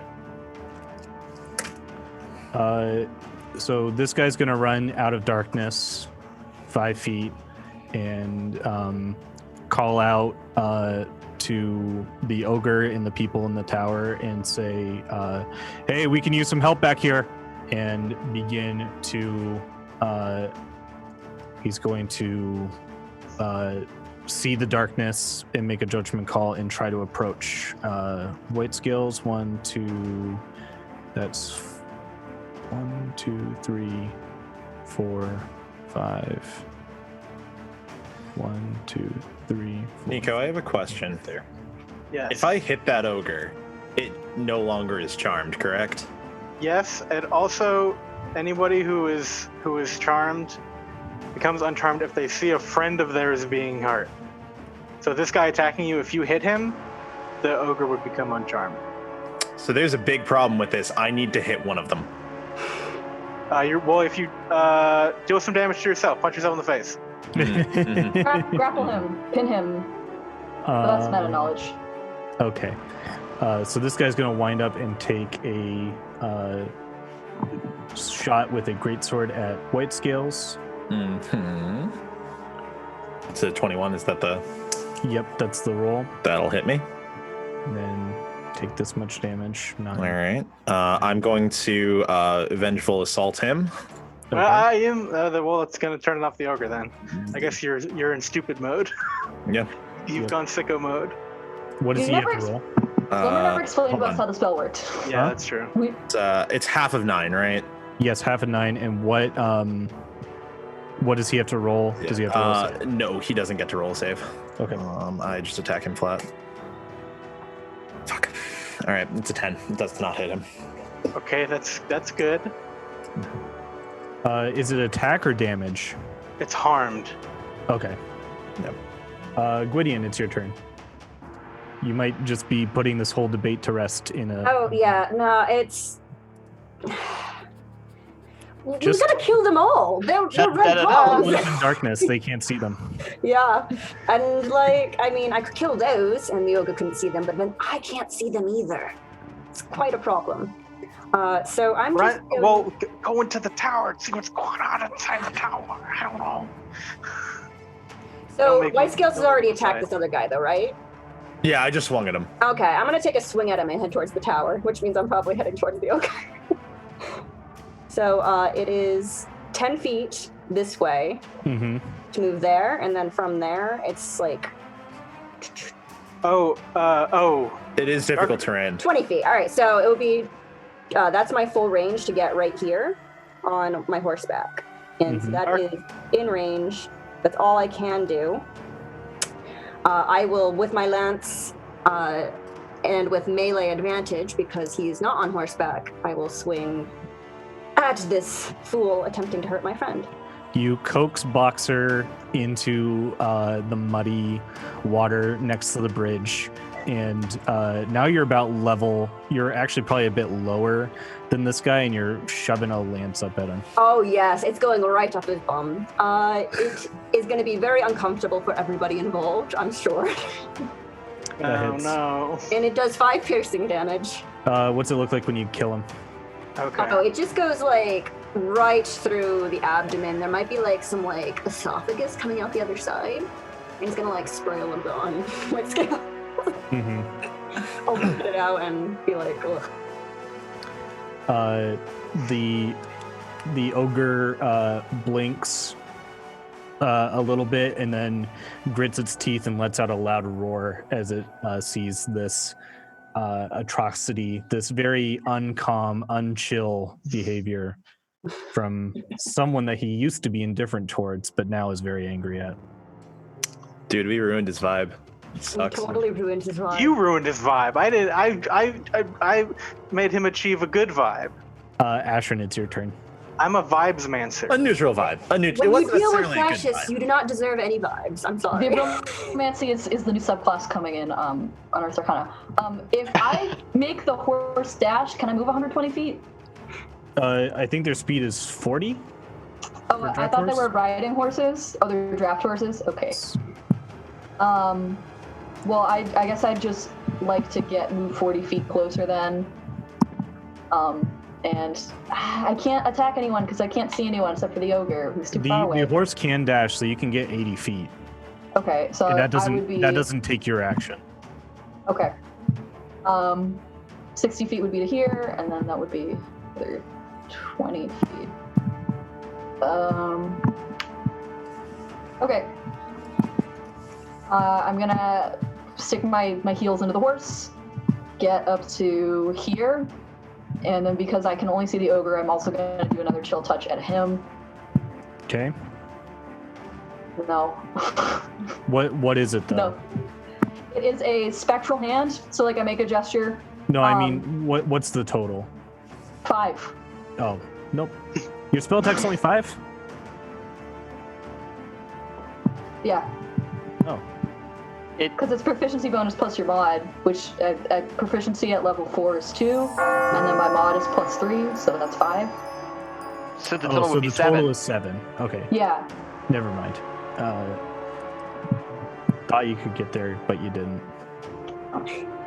That's it. That's it for you. Yep. On these people's turns, they're going to stumble out of the darkness. Cool. Eidolon, you can take an opportunity attack if you'd like. I will.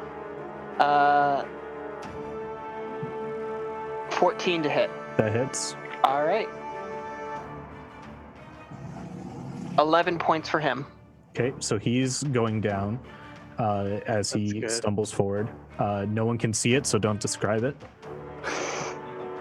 I Just sound kidding. perfectly You can describe fine. it if you want. I Yeah. won't take it from you. No, I like the mystery of me moving out of the darkness. Like, you see someone get engulfed by the dark sphere, and then, like, they're just blender meat by the time they come out. Yeah, he's just got Eidolon carved into his back. This guy's gonna step forward and stumble onto Ashrin and then take a swing at her horse. Bro, why you gotta attack the horse? I gotta hit the horse. Why you gotta hit the horse? Dude. What is the hey horse boy? What's the AC of horse? Is it a draft horse? Yes, it is. It would be 10. Oh, so he does hit. Yes. Bro. Make I have Ashrin, 19 hit make points. a animal handling check. Me? Oh no. Oh, boy. Oh. You know the thing they'd say about Ashrin, the horses love her. I have +1 to that. Yeah. Okay. So he's not quite sure what he's doing. He runs out of the darkness and slashes at the first thing he sees, which is the horse. The horse doesn't like to be slashed at, rears up, and you manage to avoid getting bucked off of the back of the horse. Great. That's all he's going to do on his turn. White Scales, it's your turn. Yeah. I want to shout over to Gwydion before I do anything. Rescue the princess! And then gesture ahead and run towards the ogre. Okay. I'm once again going to reckless attack.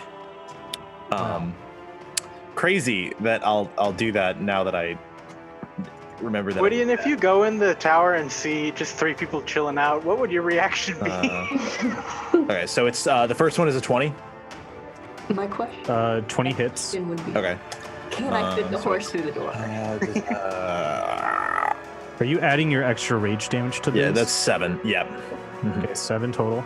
Yep. And then the second attack is also at advantage 6.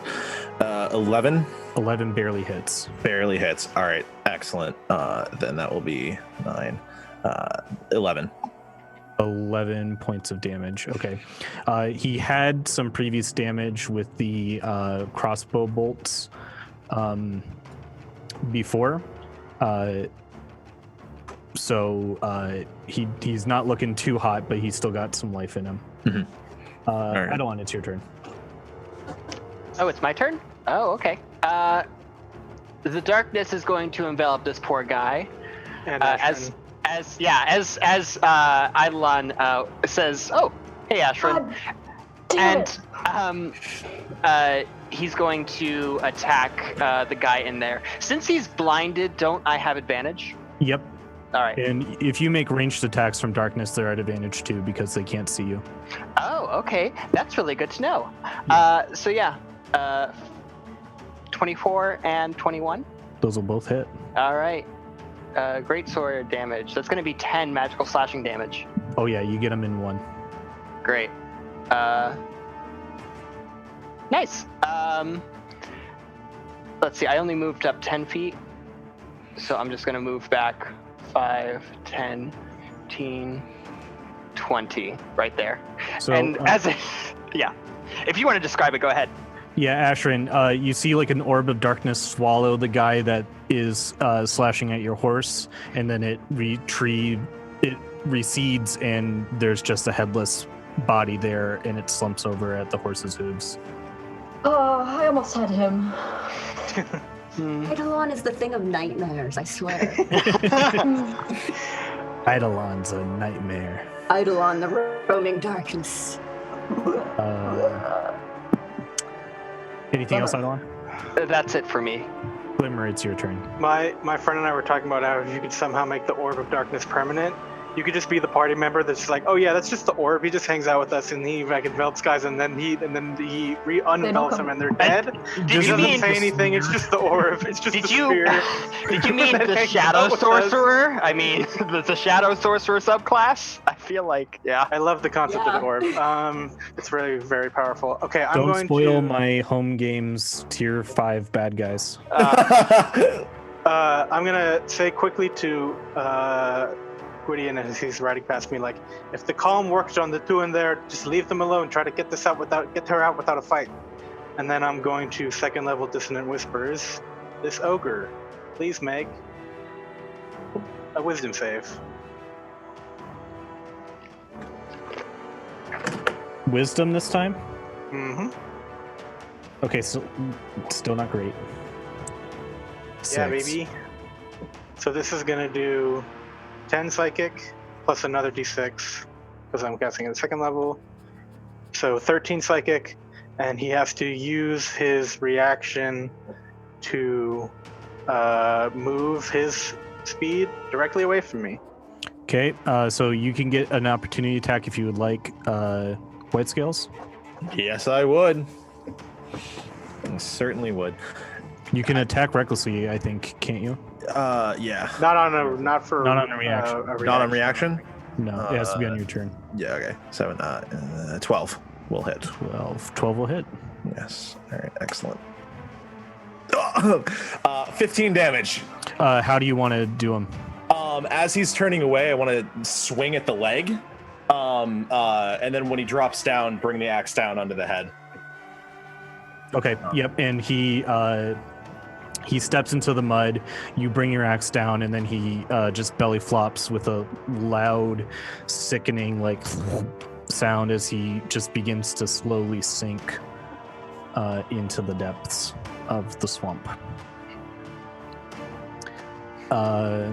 Okay, so this might spoil some things, but with the current enemies that are seen on the field currently dispatched, we will rejoin in 15 minutes at 7:45 for the thrilling conclusion of tonight's episode.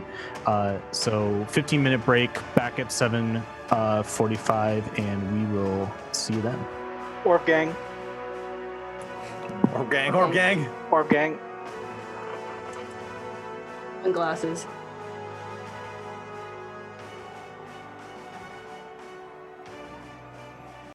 Welcome back, everybody. Last we left off with our intrepid adventurers. They were venturing through the swamplands south of Turek when they stumbled upon the Red Palm assaulting a small tower stuck in the mud off of the beaten path. Sir Gwydion inspired them to leadership and combat by charging forward and attempting to rescue what everyone assumes to be a princess stuck in a tower. We rejoin the party in the immediate aftermath of the battle as they take stock of their situation. Last they saw, 2 men had entered in to the tower. Glimmer thinks he might have been able to hit them with his calm emotion spell, but it is unclear whether or not that actually came to pass. So we're out of initiative. What would you folks like to do? I would like to ride my horse right up to the tower and see if Boxer will fit through the front doors. Yeah, I would also run up. Okay. I would like to do that before. I'll try to be right up behind Glimmer and White Scales. I mean, I'm Glimmer. Gwydion and White Scales. Yep. Yeah. Since you're on a horse, you'd probably get there a couple seconds before. I'm not on a horse. No, I was talking to Gwydion. Sorry. Gwydion, your horse has to kind of step up and get onto the bridge. Can you make an animal handling check for me? Oh, hell yeah.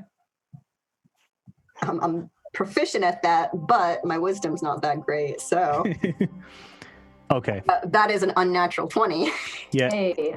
There's something about this boy and horses. Yeah. But he can coax Boxer up from the mud onto the bridge and towards the door. Gwydion and White Scales, you are probably the first people to be able to see into the door, followed pretty closely after by Eidolon. Mm-hmm. And the scene that you stumble into, the door is shattered off its hinges, but it's kind of like a trick of the eye because you saw this tower pretty small here before. When you look into the door, it looks like a full-sized building. There is a pretty large mudroom immediately inside the door. If you look inside the opening and then look around the edge, it's very clear that the amount of space inside this tower cannot possibly fit in the exterior of it. I love magic so much. Do we see the two guys in there? You do. So you see a total of 4 figures. 2 are the men in armor, and they are currently dead on the ground with a series of either crossbow bolts lodged into them, or what looks like script, a wound that kind of circles around their bodies and arms, almost like a burn, a very flowery cursive writing in a language that you might not understand.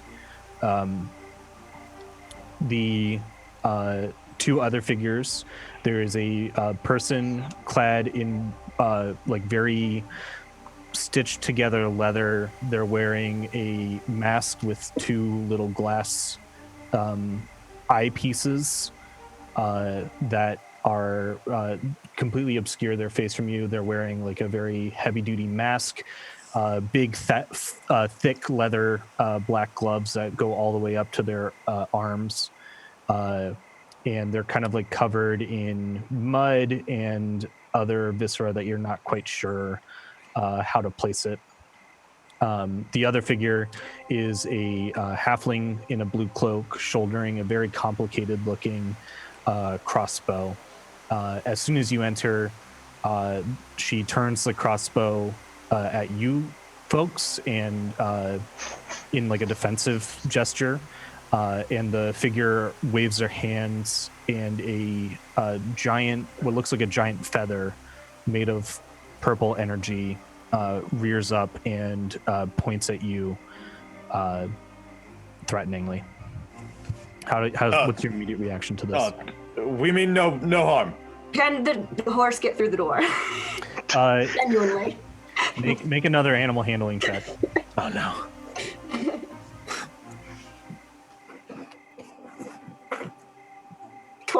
Oh my god. It's very easy. Like you coax Boxer to like shuffle forward on his knees, and then you duck down and you can get the whole horse into the tower, which seems to startle and sort of delight the halfling in your midst. She lowers her crossbow and calls out, did you guys we saw some people interfering on the road. Were you attacking the Red Palm? That is us. We heard a fair maiden in distress, and we have killed all of these evil compatriots of theirs. She kind of blushes a little bit and says, well, I don't know about fair. I am single. Hold on, can I lean into Sir Gwydion? I have an idea, hold on. This is Sir Gwydion, and we are the Sword Pals. Yes, I am Sir Gwydion, and these are my sword pals. The halfling looks over at the figure in leather, like, Sword Pals. No, never heard of you.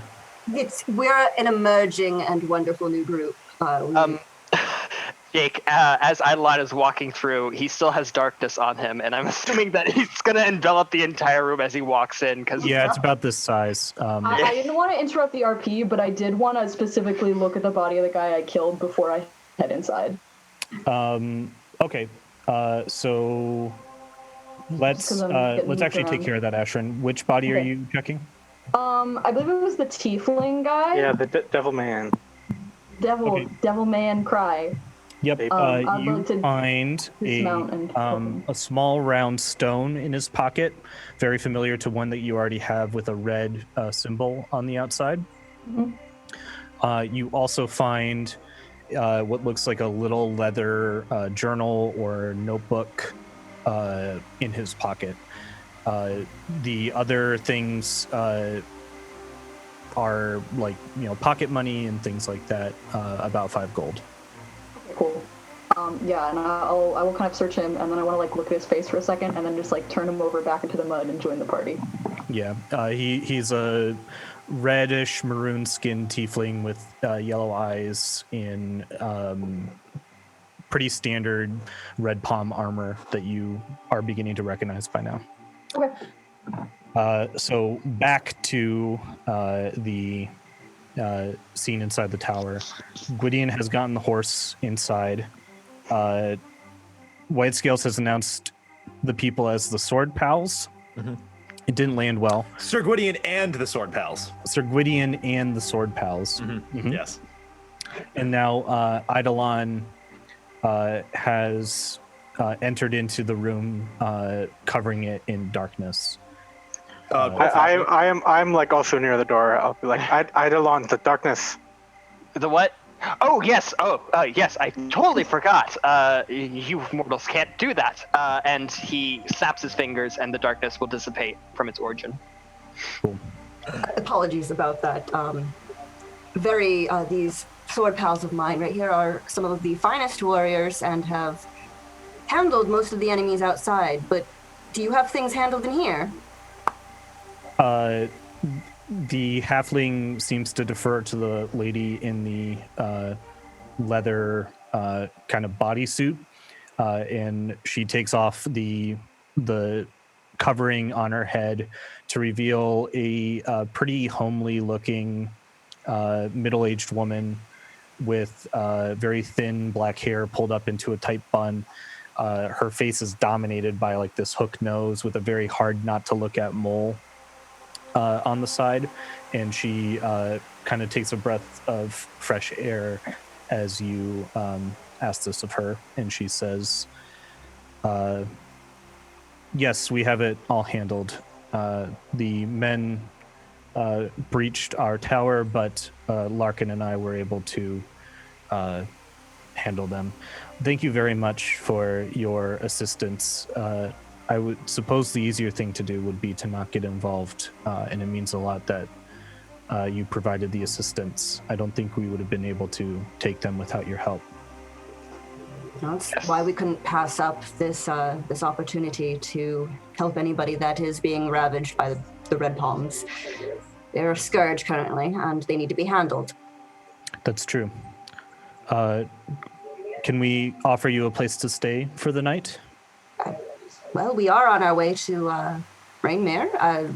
We would be more than happy if my compatriots are fine with it.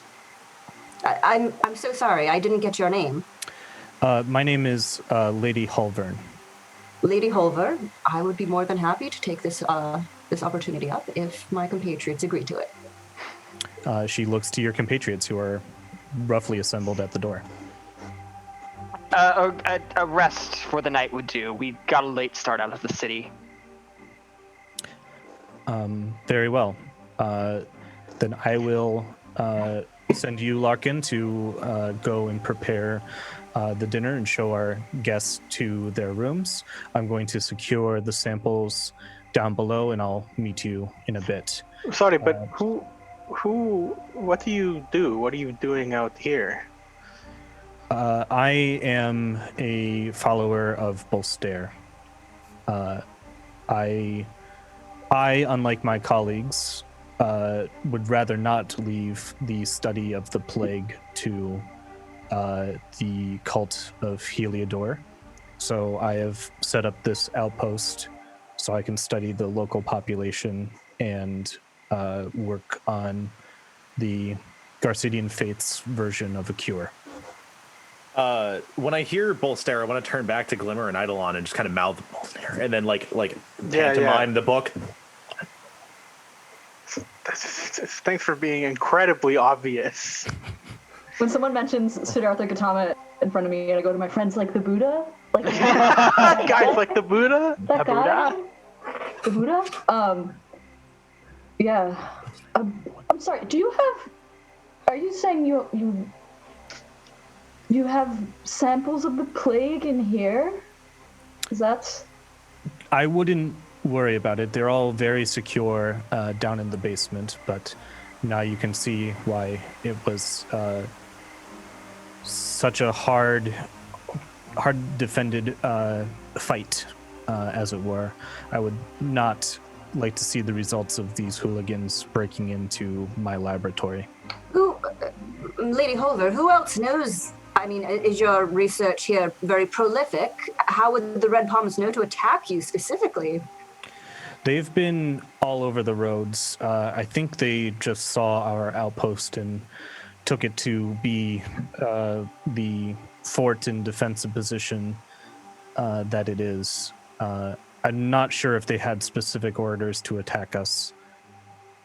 I don't know any of their intentions. They arrived at our doorstep, and it's been a standoff for the last day or two until the ogre came, and they tried to rush us down.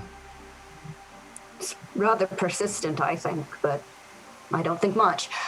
Did we loot the bodies yet? Perhaps there's something on them? About the bodies, I would hate to impose myself on you any more than you've already volunteered, but I would like to give the men outside a proper burial. If some of you could help me attain that within the swamp.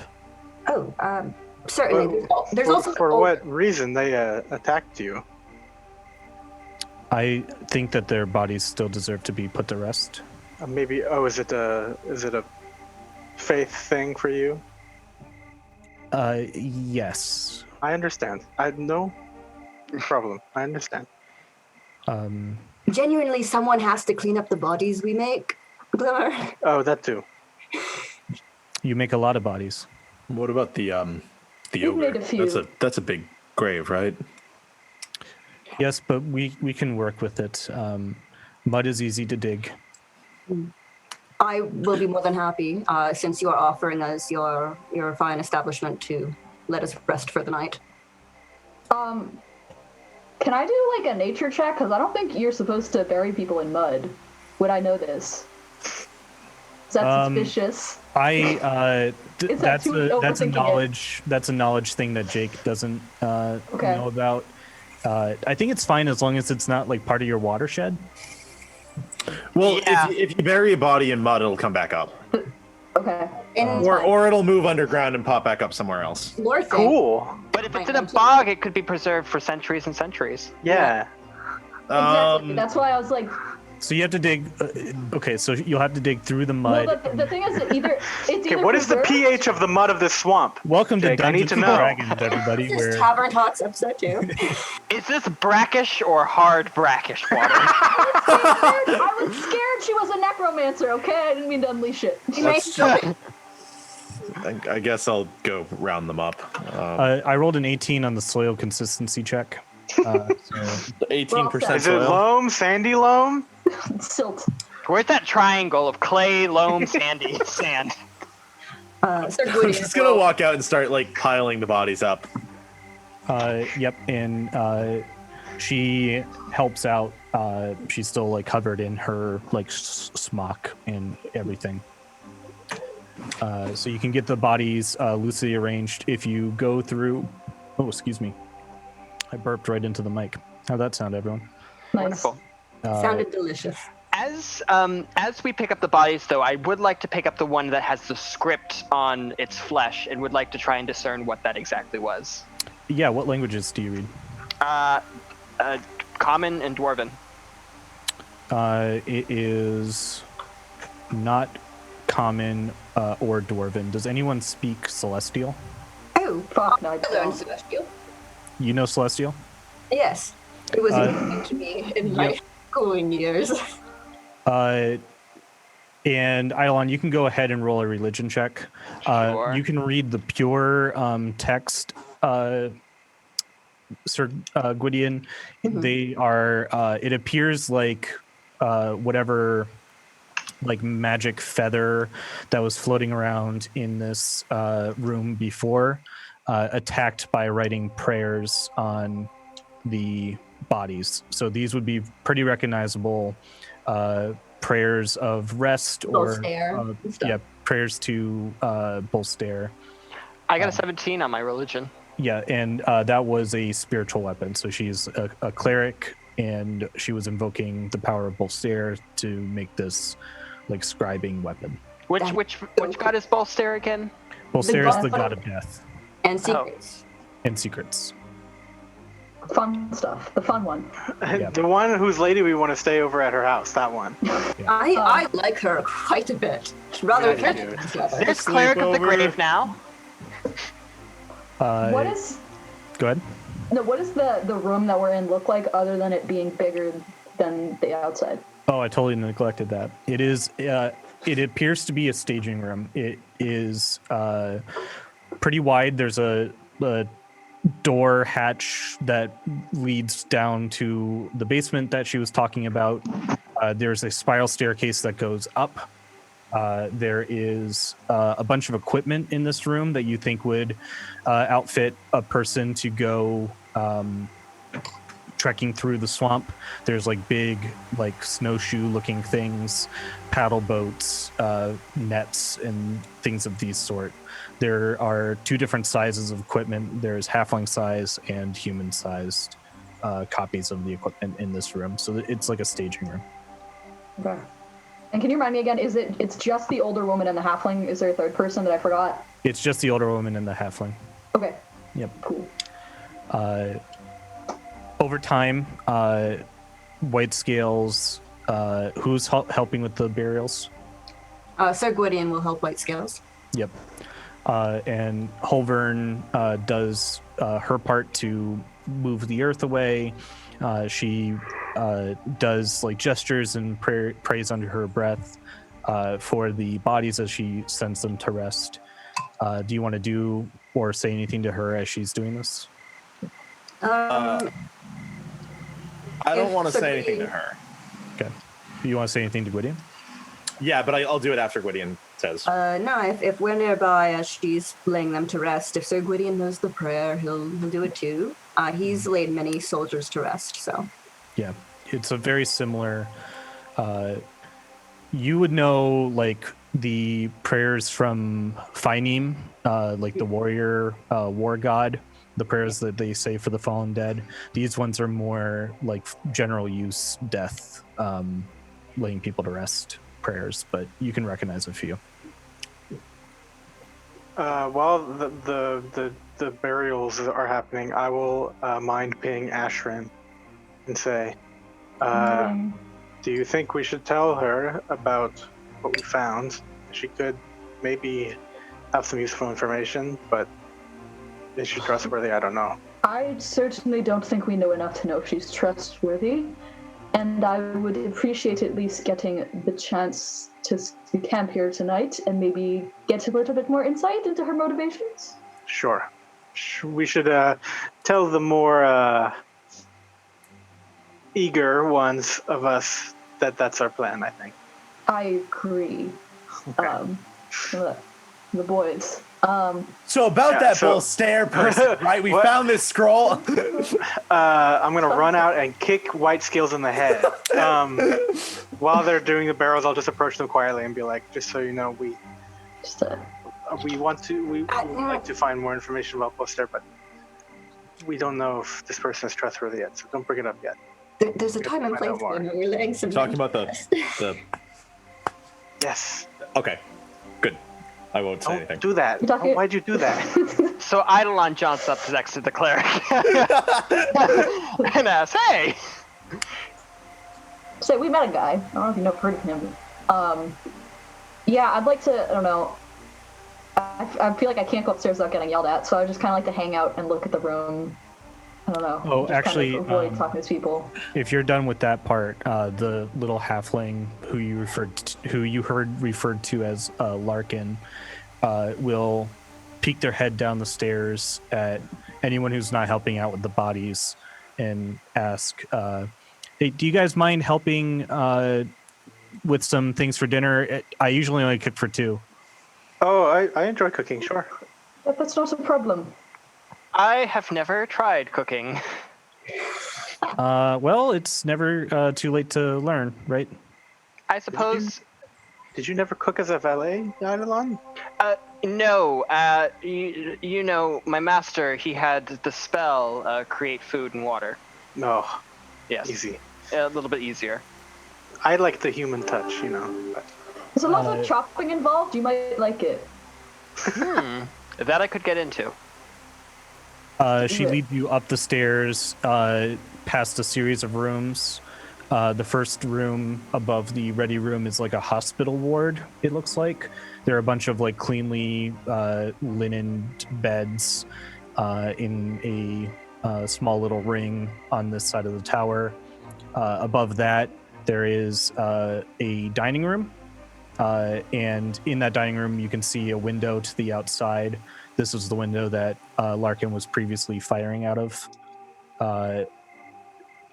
The dining room has like a low, cramped table.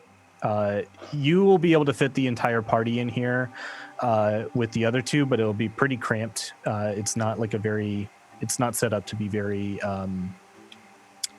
like guest housey, as it were. There's a mantle place with a charcoal drawing of Glimmer, what you would recognize to be the stained glass window on the temple in Tarek of Bolstair. So it's like hanging in a little frame above the mantelpiece. It's like a landscape drawing, I guess. It's like someone drew the design of the stained glass window. Okay. They hung it up there. Okay. And it's Bolstair at his writing desk. Bolstair is a turbaned-looking, not a turbaned-looking man. He's a man with a turban. In D&D, flowery language you will use. I want to. Go ahead. No, can we? I just want to check because there's no patients in the beds, right? They're empty. No, it's empty. Yeah. Okay. The drawing is of Bolstair with his turban. It's a blue turban. It's got like a black circle that like pins it together. He himself has a very pointy black beard. He kind of looks like Jafar, but his face is very serious and stern. And he's at a writing desk with a quill in his hand, and that's the depiction. The other hand is pointing off in a random direction. So we're just with Larkin right now. Yeah. Larkin. Okay. I'll ask her. How long have you two been out here? Well, I met Holvern in her travels before she decided to do this work. And then I've been sort of her like ranger,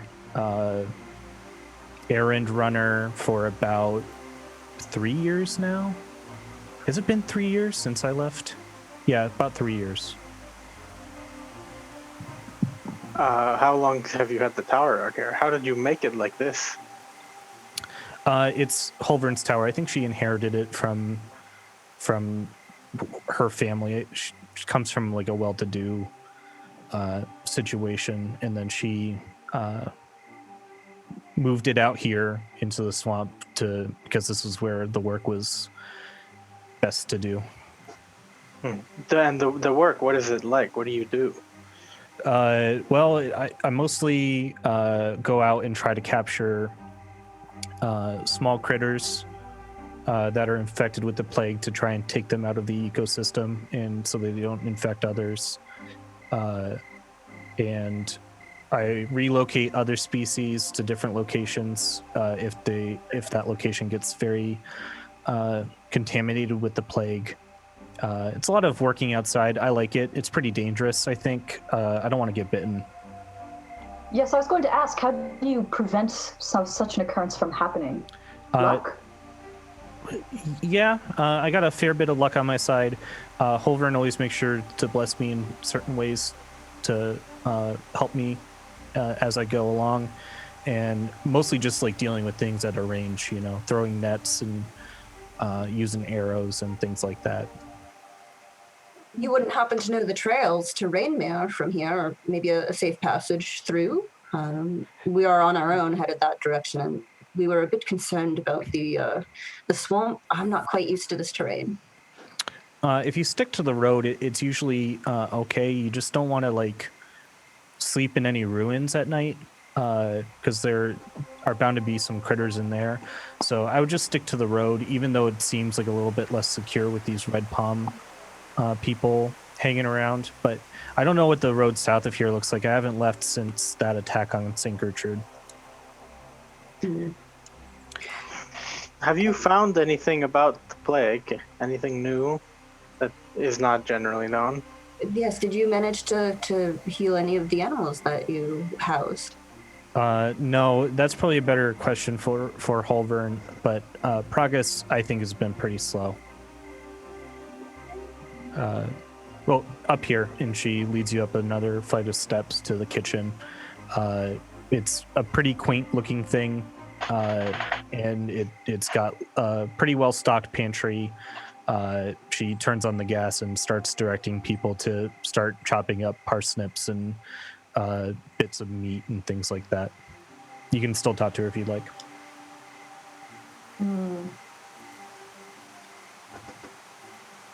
How familiar am I with like the faith of Bolster? Like, it is the predominant religion, so depending on... Oh, it is? Okay. Yeah. Read the lore document. I just saw a list of gods, and I read each of them. Oh my god. What? So it's regular. Even though it's the god of death and secrets, it's regular. It's normal. It's normal. Yeah, it's like it's like Hades. Okay. Greek pantheon. He's got some like good aspects to him. He's got some like selfish aspects to him. They're very like personified human flaws.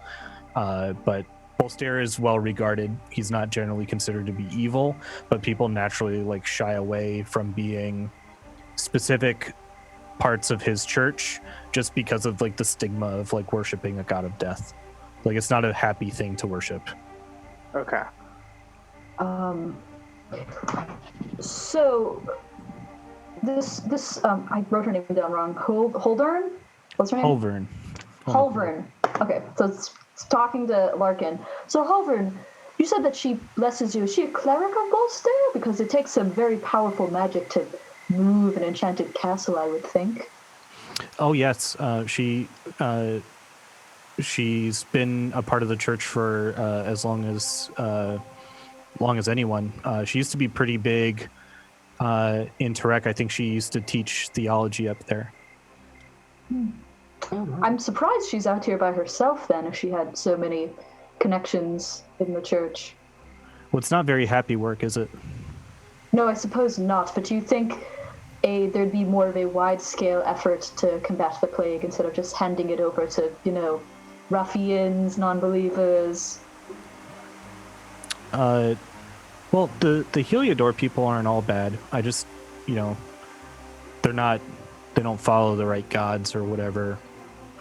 People exactly. So I'm just surprised that there's, that you guys are out here fighting the good fight and you don't seem to have a lot of people supporting you, I suppose. It's not so surprising to me. I don't think people really... I think people are spread really thin. And there's less people believing in this sort of stuff. So...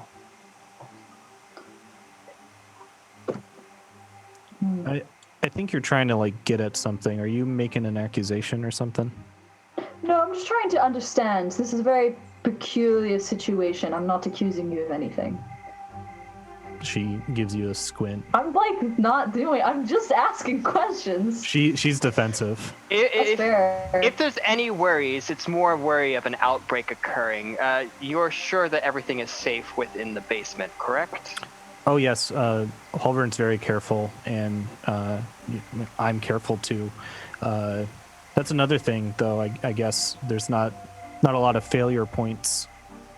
Not a lot of people can mess up. It's just us two. Fair enough. We were just concerned after the outbreak in St. Gertrude. There was an outbreak in St. Gertrude? A small one, Yes. but it's concerning.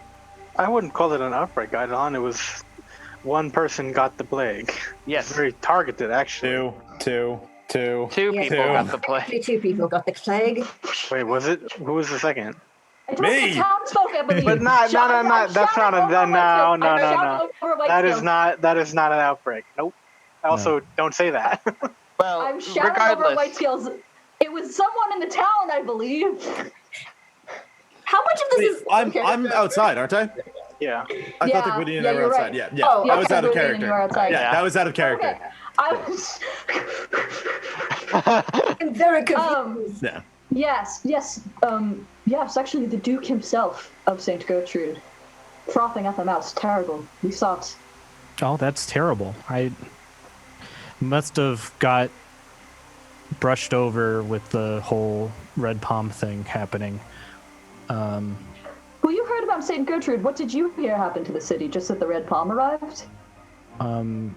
Yeah, so they got attacked and there was a declaration of war, and now we see, troops on the road every once in a while, and then we got besieged, and we haven't really heard anything after that.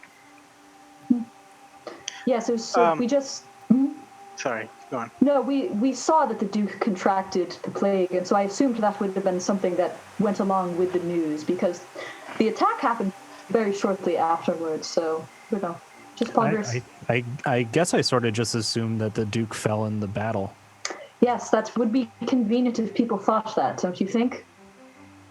Are you getting at something, lady? No, we are concerned about how the Duke was infected, and I'm not saying you were involved at all, but I was wondering if you knew how someone might cause someone else to be infected from inside the city. Do you know if the plague can be Where isolated? was he infected? We don't. He was deep inside St. Gertrude. Somehow he He contracted was it. in the tower. In his palace? Yes. Yes. Does he have a palace? It was like a tower, like yours, tower. kind of, but better. well, he doesn't have one anymore.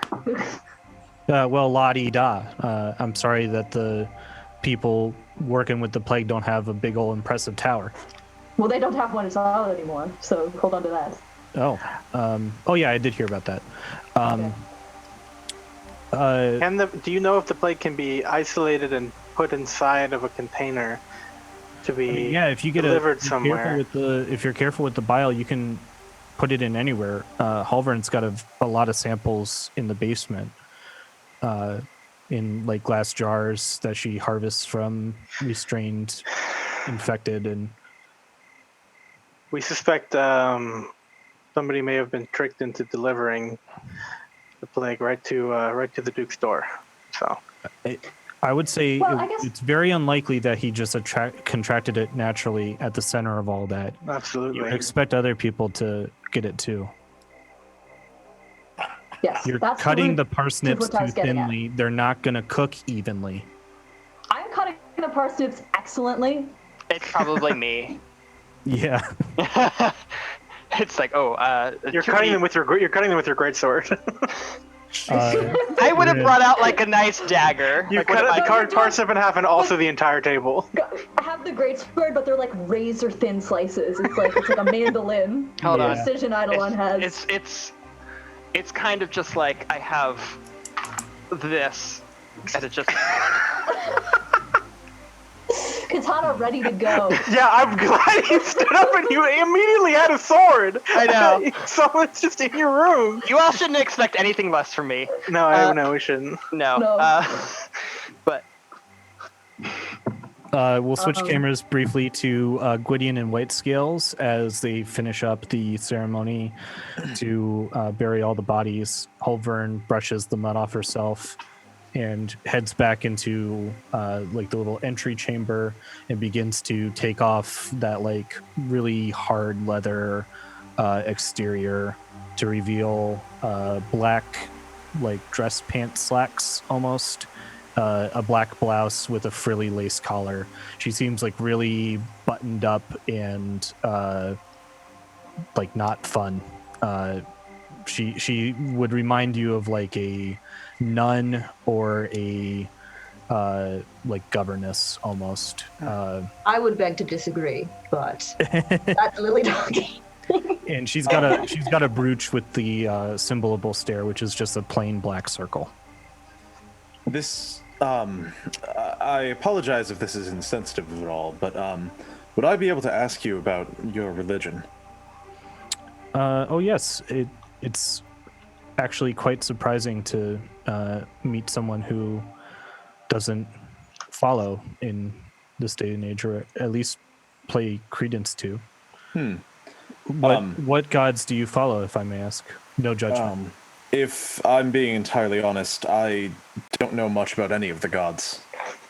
And I grew up with Finey mostly being a popular god around my parts, but I genuinely think they're all dead.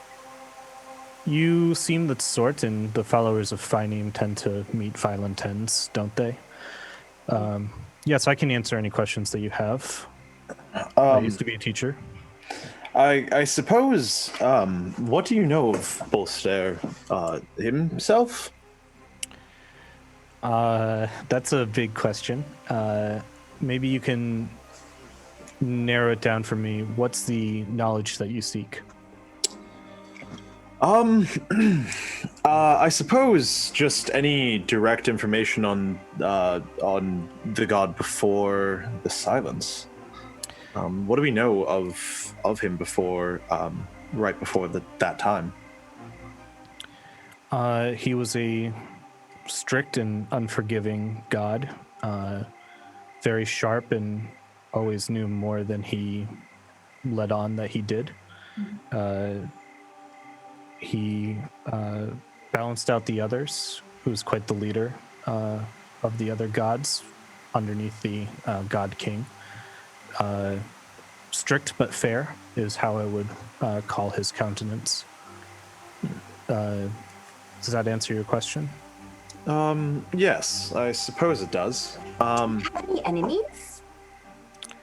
Amongst the Garcidians, no. You don't really know a lot about them, do you?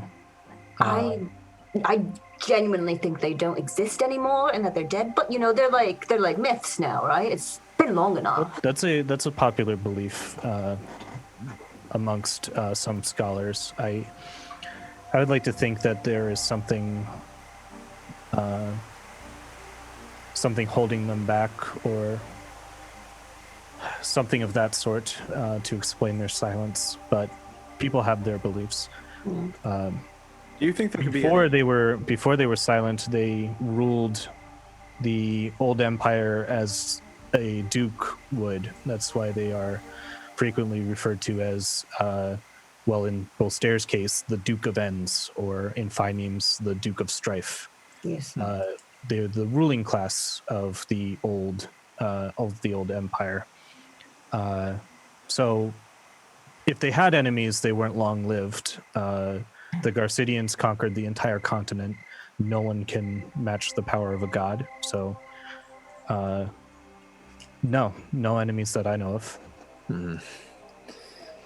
Or worth mentioning, I guess. There could be any connection between the god's absence and this plague?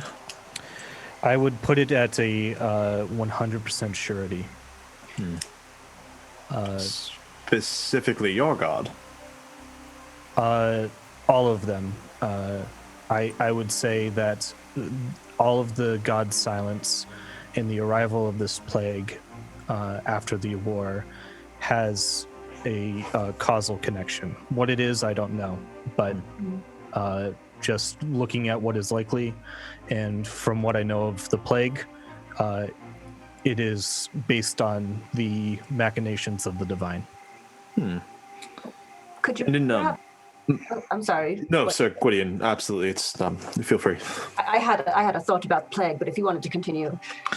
Well, I was just going to ask what you thought happened to the gods, where they are now. I believe that they had to attend to other business that was more pressing than our concerns. I don't have anything to back this up. I did not ever meet one back when they were in existence. I'm not that old. But my faith tells me, and it leads me to hope, that they are still out there, and we're just waiting for them to return. Lady Bolster, Lady Holborn, as a follower of Bolster, do you think the world is flat? No, that's obviously false. We've got navigational guides. And I would agree with you. And yet every single time I've heard Bolster come up quite recently in regards to the plague, these mad creatures have been saying that the world is flat. And it's they were insane creatures.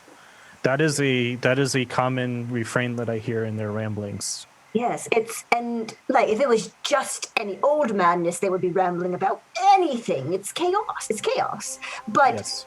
to say the same things, it's... Yes, there is a pattern to the ramblings. I have frequently heard this adage, the world used to be flat. I've not heard it in relationship to any particular faith of Bolster, but always the mad, yes. You've been researching this plague, yes? For about 10 years now. And have you heard of the incident in St. Gertrude? I heard that they were attacked by the Palm. The evening before that attack, the Duke fell from a tower. Our group witnessed his fall. He was covered in the... I guess the best word would be sludge. In the bile? Yes, that. Was he sick before this and he got loose? There's no way of us knowing that for sure. The first time we saw him, he fell from the top of his tower. How quickly can one get sick?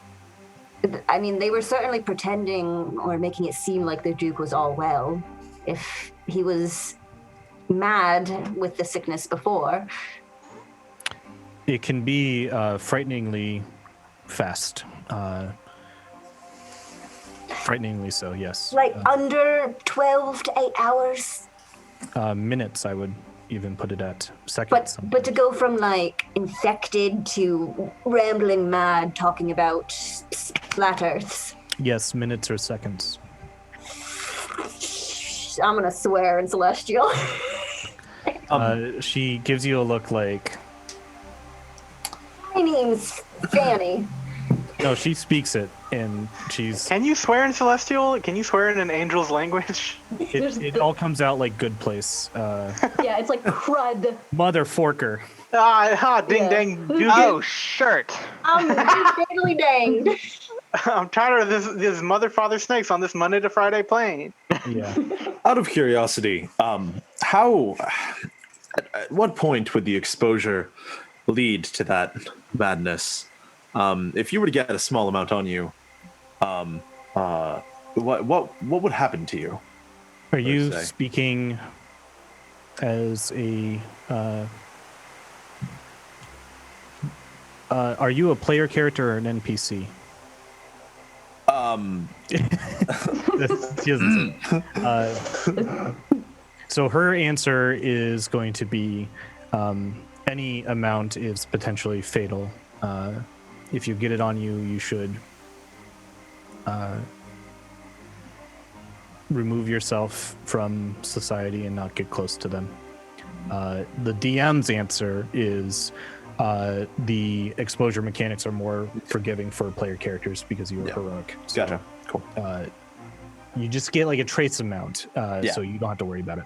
A little bit juice, just a little bit, just a taste. Interesting.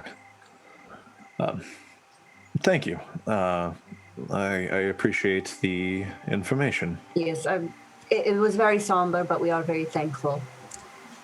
I'm always happy to answer questions, and it's the least I can do for your pivotal assistance in that fray from before. So it's really my pleasure.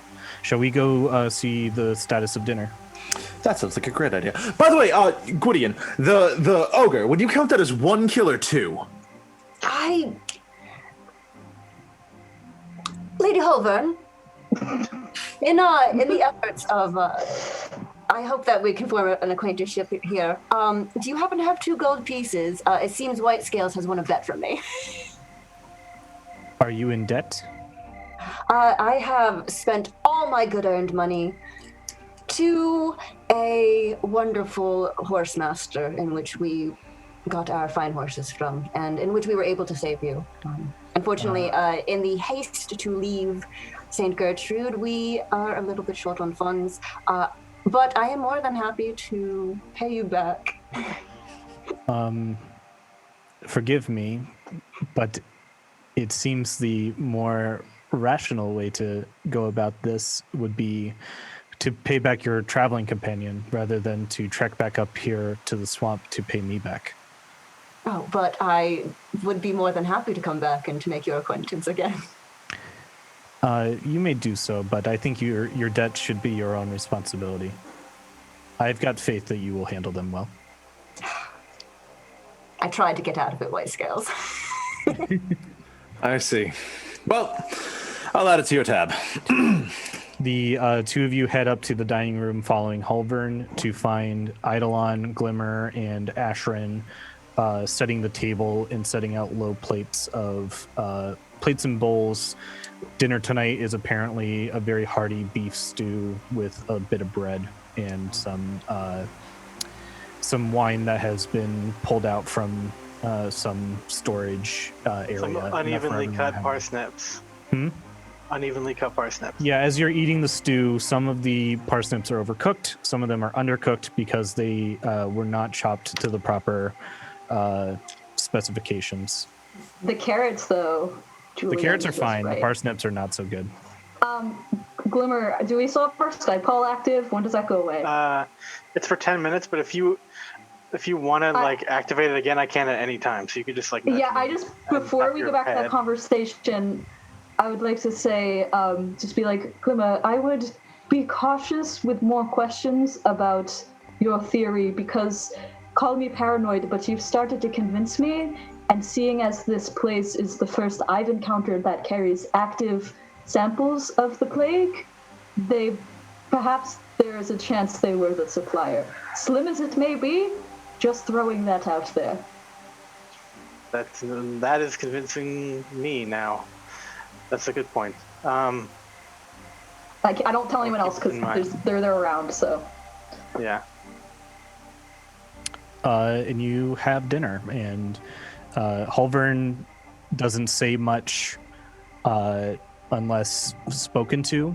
Larkin, on the other hand, will be asking persistent questions about what the roads were like north and south of here, trying to get your idea of the lay of the land, your run-ins with the Palm, and what you think their strategy is. It's very hard for her to get her to stop talking, actually. Cool. Do you have anything to say at this meal? I'm trying to think of something, but I don't know how to word it. So just give me a little bit. I would like to be like, so, Lady Hulvern, have Larkin here said that you haven't made an awful lot of progress on your work, but I'm curious if there's anything you could suggest to us that may be helpful in our coming adventures not to contract the plague. Any sort of hot tips? Yes, of course. So bile comes in one of 2 forms. There is the active bile, and that is the stuff that comes from living creatures. And inactive bile can be found in puddles sometimes, and also when a creature infected by the plague dies, the bile becomes inactive in a short amount of time. It relies on the life force of the creature it's infecting. Active bile is very hard to do anything about, but inactive bile can be burned away quite fast with spells of a divine nature, radiant energy. Well, that's helpful. Thank you. The inactive bile can still infect, but it just won't move. Wait, can the active bile move of its own volition? Is that what you're insinuating? Yes, that is what causes the infected to vomit. It is a forceful pushing of the bile from the body. Ashton's just gonna like put her hand over her mouth and be like, So what you're saying is that if someone were to get active bile inside of them, it would be moving through their body. Yes, at all times. Even when their body wouldn't be showing signs of this infection? Yes, that's right. Well, certainly some of your subjects must have withstood this stronger than others. Perhaps, I don't know what it is, like a child with a mother. The mother has a strong immunity to something, so with a child. The hardiness of the specimen does appear to help, but nothing withstands it for long. Is there a way to get it out once it's inside? That's a question that I've been working on for a very long time. I've only been able to successfully do it to dead bodies with extreme amounts of invasion. But So we just have to kill someone first. Awesome. You mentioned radiant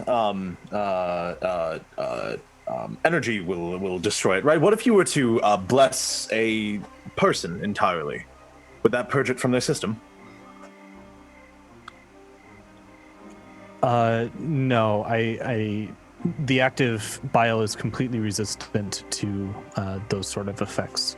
It is only the inactive bile that does not leech off of life force that does not have it.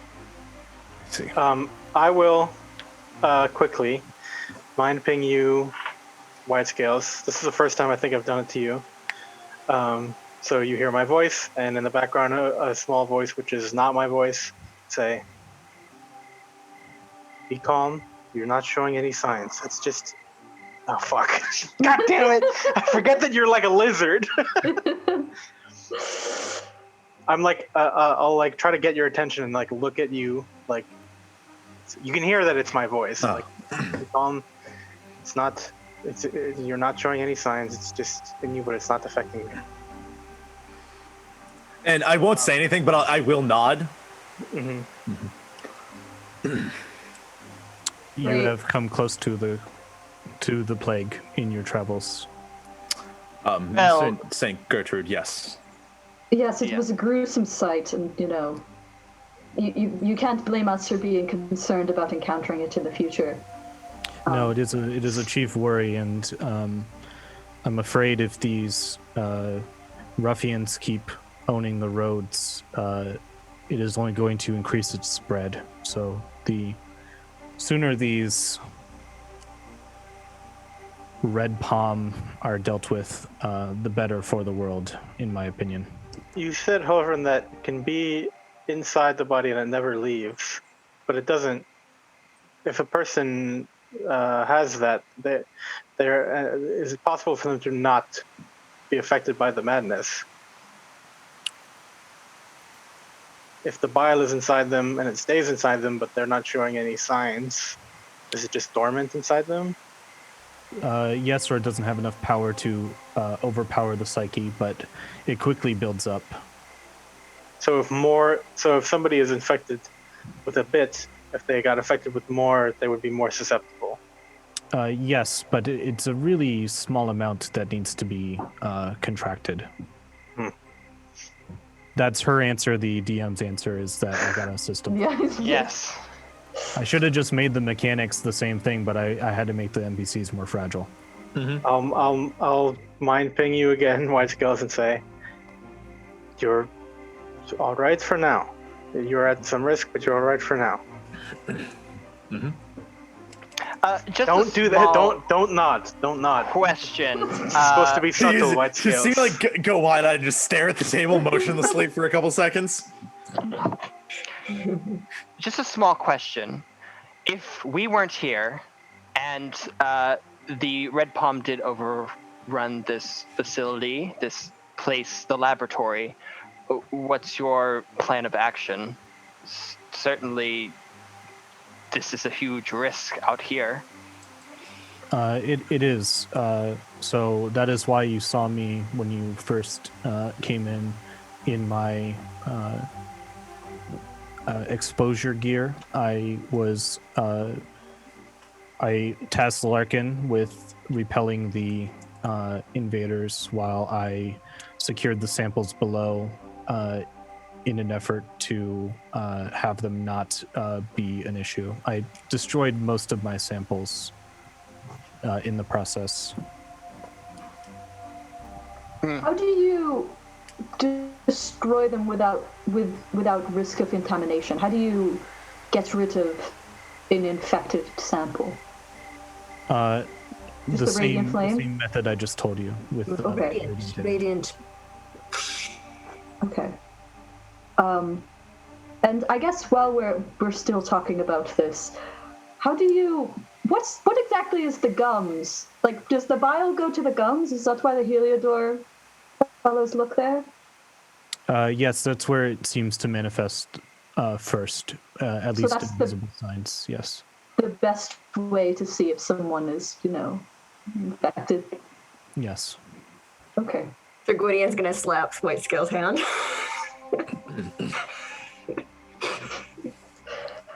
Holvern seems to notice, but just nods, like knowingly, but doesn't say anything. Playing it cool.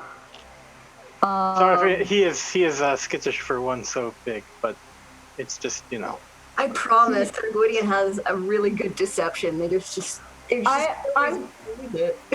Yes, I do apologize. We alluded to the fact that we came close to the sign of the infection, and I don't know if you had heard news about the Duke of St. Gertrude, but we had seen him at a distance one day and he was fine, and then the next he was frothing and raving, and it affected us all quite greatly. And I'm trying to convince her that's why we're freaked out.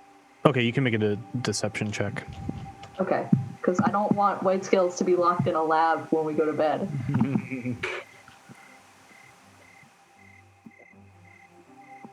Come on. The suspense. The suspense. 17. So you roll her insight. I'll do it in the chat. Okay. She just nods and says, "That's understandable." And your compatriots, Sir Gwydion and White Scales, did tell me about the events of St. Gertrude, and I'm shocked that the news hadn't reached us sooner. These red palm are a bigger issue than I thought they would be.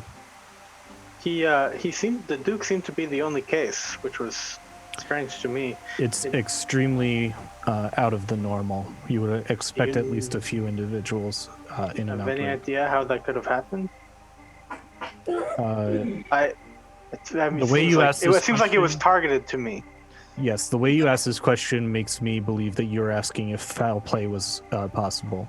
The answer is no. yes. It's just okay. Can I insight check her to see if she's like? Yeah, you if can. she knows more about this, then it's yeah.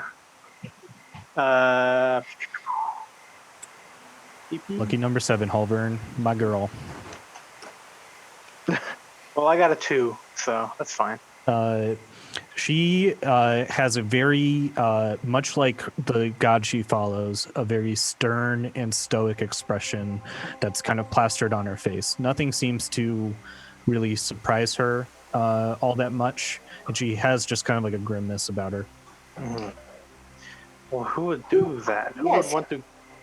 Lady Holborn, Who would like to assassinate a duke? Oh well, that's fair. That is the answer to your question. And it is a shame that there are people who would go to such lengths so as to use a threat to us all and potentially have such a large amount of collateral damage. Gone unchecked, that case could have cleared out 50% of the city. So if you do believe that it is foul play, whoever is behind that scheme would be incredibly dangerous. Do you think it's coincidence that the Red Palm attacked the day after? No, it's definitely not. Has no one else figured out that the Red Palm? I've been locked in this tower since their arrival. Yes. Just troubling times all around, I suppose. Don't know quite what to make of it, but And Yes. where are the gods? Yes. I gotta call those guys. would like more wine. We can open up another bottle. Yes. Larkin, I'll help you if you'll. We should celebrate tonight, she says in the most monotone. I love drinking human wine with my human friends. I love watching you drink wine. The night carries on. Do you have anything else to ask Larkin or Lady Holvern? Who has the letter right now? And Eilon, you have the letter and the dagger, right? Ashrin has the letter. Ashrin I have has the the letter, dagger. you have the dagger. I have the letter. Okay. And I think you have the Oh. book, or I have the book. I think still I have has the book. Okay, Oh, I did I have the give you- letter. Did I I give do you have a book? question for you, Jake. Yes. This would be a question to Holvern, but it doesn't need to be like role played out. I guess when I see the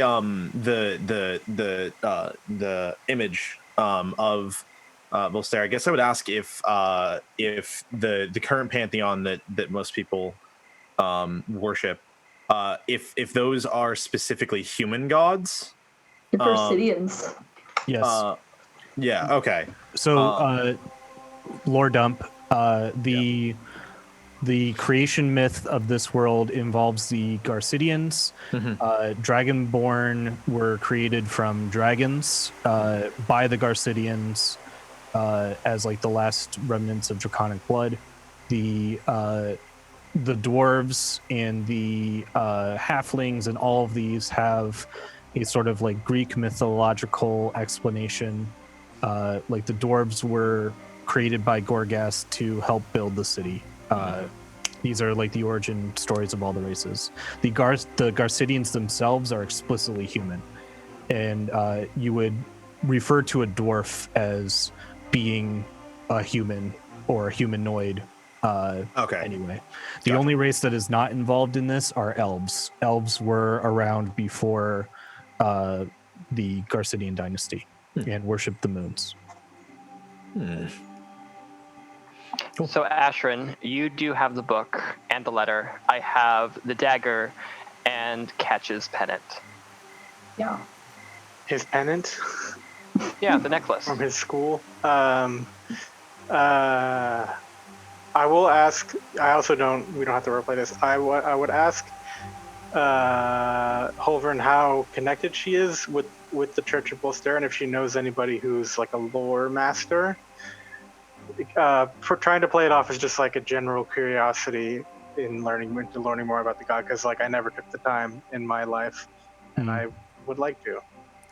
I used to teach theology up at the school. I know some others, various local leaders of the temple. You could go see Brother Nala in Rainmere, if that's the way you're heading. And then there's another grand cathedral in westward that their high priest would be able to speak to you of such things. But if it's a question on your mind now, I can attempt to answer it.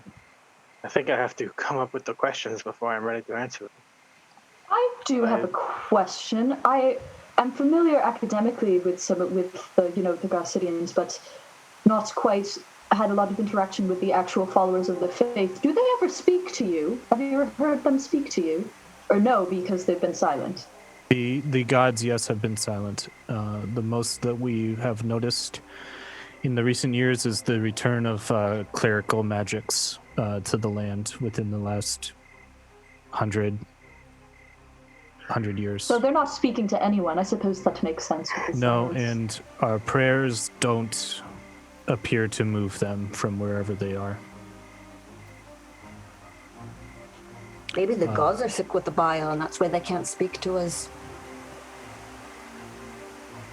That would be a frightening course of events indeed. Fucked up, but true. Well, I am about to turn in. We can continue discussions over breakfast if you'd like. I can't thank you enough for the your presence here today. So if there is any requests you would make of me before you set out tomorrow, I would spend tonight preparing gifts or provisions for you if that is what you need. We did have to expend a potion of healing, just a single one. You would like some medicines for the road? Yes. We would be very appreciative, and we're very appreciative for the board as well. Thank you. It is my pleasure. Larkin will show you to your rooms. I am going to head to bed, but she'll be around. She can get you anything you need. I hope you. I hope you don't mind. I will not need a room, but do you mind if I stand guard downstairs? Not at all. But do not go into the laboratory. I keep a lock on it, but had no intention. I just figured I would make that point clear. Sir Gwydion was going to say something, but I'm not sure Sir Gwydion actually believes Eidolon. May I roll? Yeah, you can. You can say whatever you want. It's not going to be that good, so I want you to spin the tail for me. Oh, well, 16's actually pretty good. Oh, my insight? Eidolon had no intention, but you do, as you all talk about the disease and everything, his flame, you kind of notice that his flame flickers at little bits of information. But Eidolon has no reasoning to actually open up that cellar and unleash hell on everyone. Okay. Lady Hulvern excuses herself. Larkin brings you up the stairs, past the kitchen to a series of guest bedrooms. There's a total of 6 of them up here, kind of arranged around a central little staircase that goes up to another floor that you're not invited up to. And the rooms are small, modest, pretty close to what you would expect in like a Singing Crow's bunk. Like just a bed, a little footlocker, and that's about it. But they're private rooms. Yes. I am not going to go into my room, but I will say, Miss Larkin, it's very kind of you to see us off, and I hope you have a very good evening. Thank you. You too. If you need anything, I'm just the next floor up. You just walk up there and knock on my door. You'll see it. It's about my size. Excellent. I will do so. Good night. Good night. And she leaves you folks alone. We need to talk. We get in one of these little rooms, just have another door in between us and Larkin, because I would love to talk. I will stand guard. Can we cram into one of these small rooms just because I'm so anxious about being overheard? You can cram into those rooms, but you would be like nose to nose. Yes. I'd rather have an extra door between us and her. Before that, I want to pull my lip down and just be like, "Is it? You are fine. Are you sure?" Fine. I just want everyone to know that you all can go into the room. I'll stand out and make sure that they're distracted. Yeah, well, you should be part of this discussion. I just don't want them over here. Well, if someone wants to telegraph a message into my head, I'd be fine with that as well. Oh, okay. Glimmer. And looks at Glimmer. Did you? Yeah. Have I used it on you, Eidolon? I think I have. Yes, you used it once back way long ago. I have no idea what you're doing. Glimmer, you, Sir Gwydion, I can speak directly to your mind. I can establish a link between my mind and yours. We can speak. That's really intimate. What was that other voice? I don't know. It's just part of the effect. Oh, I see. Room? Yes. Yeah. So, It's the comical scene. We're all crying in a closet together. I believe that we may be responsible for the Duke's infection. Oh yes, I've been developing this theory already. Yes. Yeah, not a bottle of wine, obviously. And we are not responsible. You are not responsible if we didn't know what we were doing. No, but we handed it to a mother. Hold on a second. What if it was a bottle of wine? An infected bottle of wine. Okay. Anyway. It was the plague. Whatever it was the plague. We drank wine earlier tonight. Giant head simmering in the bile. But she was eating and drinking with us. So it would have been pretty deft if she did not also imbibe it. But whether we're the ones who carried it or not, we're all concerned that we all agree that the Duke was targeted directly. Yes. With live bottles, because he was infected, we were gone for not a day. It did. Well, when I was talking to Lady Hulver, who has been studying this for 10 years, we're too close. She's been studying this for 10 years. She tells me that it doesn't. White Scales has been very, very lucky. It's miraculous that. Yes. So, generally, minutes is sometimes the expected transmission of bile to crazy. Right. So, what I'm suggesting is that he probably was infected with a sample of live bile. Who else would have that other than someone researching it? We should know. Can we not understand call it live bile, please? Okay. Active. It's easy to get.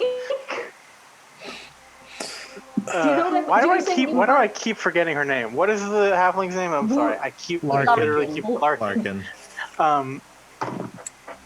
Larkin said that she collects critters which are infected with the plague. It'd be easy for anybody working for Reginald to grab a rat off the street that is infected with the plague. I understand why you're skeptical of this woman, but it wouldn't be any rat off the street because it would be a St. Gertrude plague, and we've already decided that it was just one person. No, I mean a rat off the street that you then put in a capsule that we take and then take to the Duke.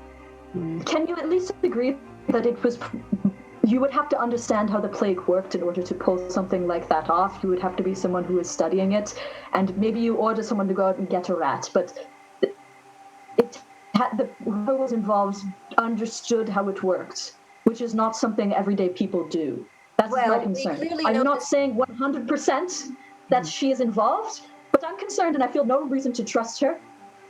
For what would we get out of it? And I feel like there's a risk. Jake, how does it sound from outside and looking around? Is Larkin distracted? What do you mean is Larkin distracted? She went upstairs. Yeah. Okay. I just want to make sure that she's not still around and can hear people through the door. Can Eidolon hear us through the door? I don't know. Can I hear you through the door? Yeah, you'd be able to hear them with muffled tones. Yeah. Yeah. I just want to make sure what's actually audible, throughout everything.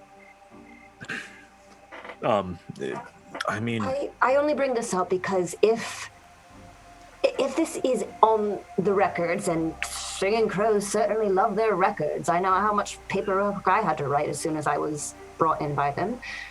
Perhaps we could use that as proof that Asquith had access to it. But we have no way to prove that what we transported was a sample. That's gone. Chance is gone. We can never prove it. That's true, isn't it? Unless we got it from Asquith himself. Yes, but we have the dagger, right? We all kind of agree that he did this. Oh, it's totally. Right? We are presuming that it's we're the such ones an easy responsible. presumption to make. Yes. And we had the most to gain from it, so we all agree on this. The other thing being, do we need to prove that he did it? We knew that he did it. We know not to trust him. Well, Jake, there is a tag on the capsule that was signed with a name, right? It was signed Jack Conure. Okay. Like a bird. Jack Conure. I love Is promise. that one of the birds on the list in the letter? No, the No. closest code name it is to Jackal. Okay. Is there any? Are there any that are close to this lady's name? Let's see. Yes, Glimmer. Glimmer, I'm very sure I'll when put this you over to the cabal letter. picked their spy names, they picked ones that sounded similar to their real names. I'm just going off of what God told me. Leave me alone. I think that's a brilliant call. Well, that's what I would do, honestly. I'd probably have like a stallion name. The closest would be Helmet. I feel that we're getting a bit off topic here. I agree. My main suggestion is to think of the possibilities, and I don't think we need to devolve any more trust towards her. Sure. I'm just putting this out there. If we did need to get information, there are 2 of them and 5 of us.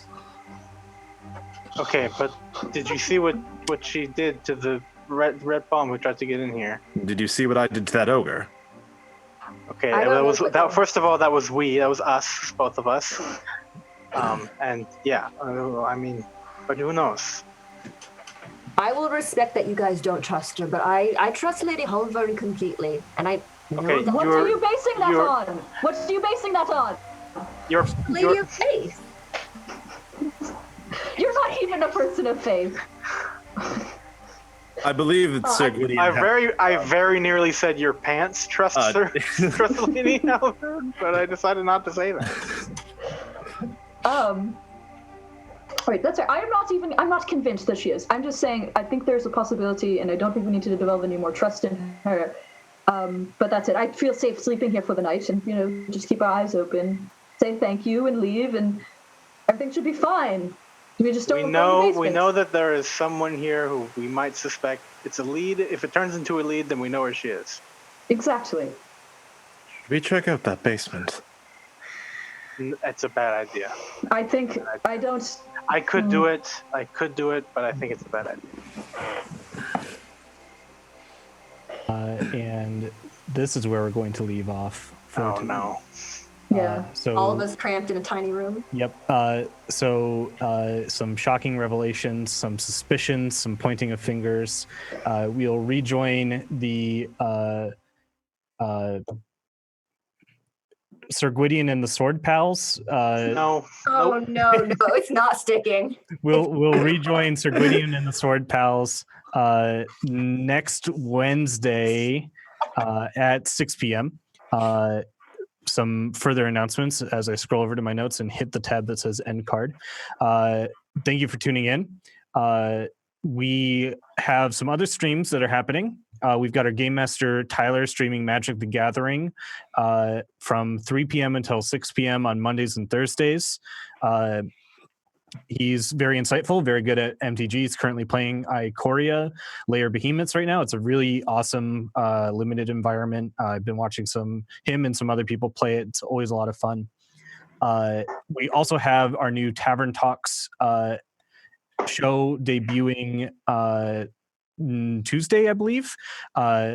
Tomorrow, actually, on Saturday, from at 1 p.m., where you can see Game Masters Lily as they're right there as me. In this game, and a face that you haven't seen before, Donovan, as they discuss tabletop role-playing games and our current fare in the world of Eberron.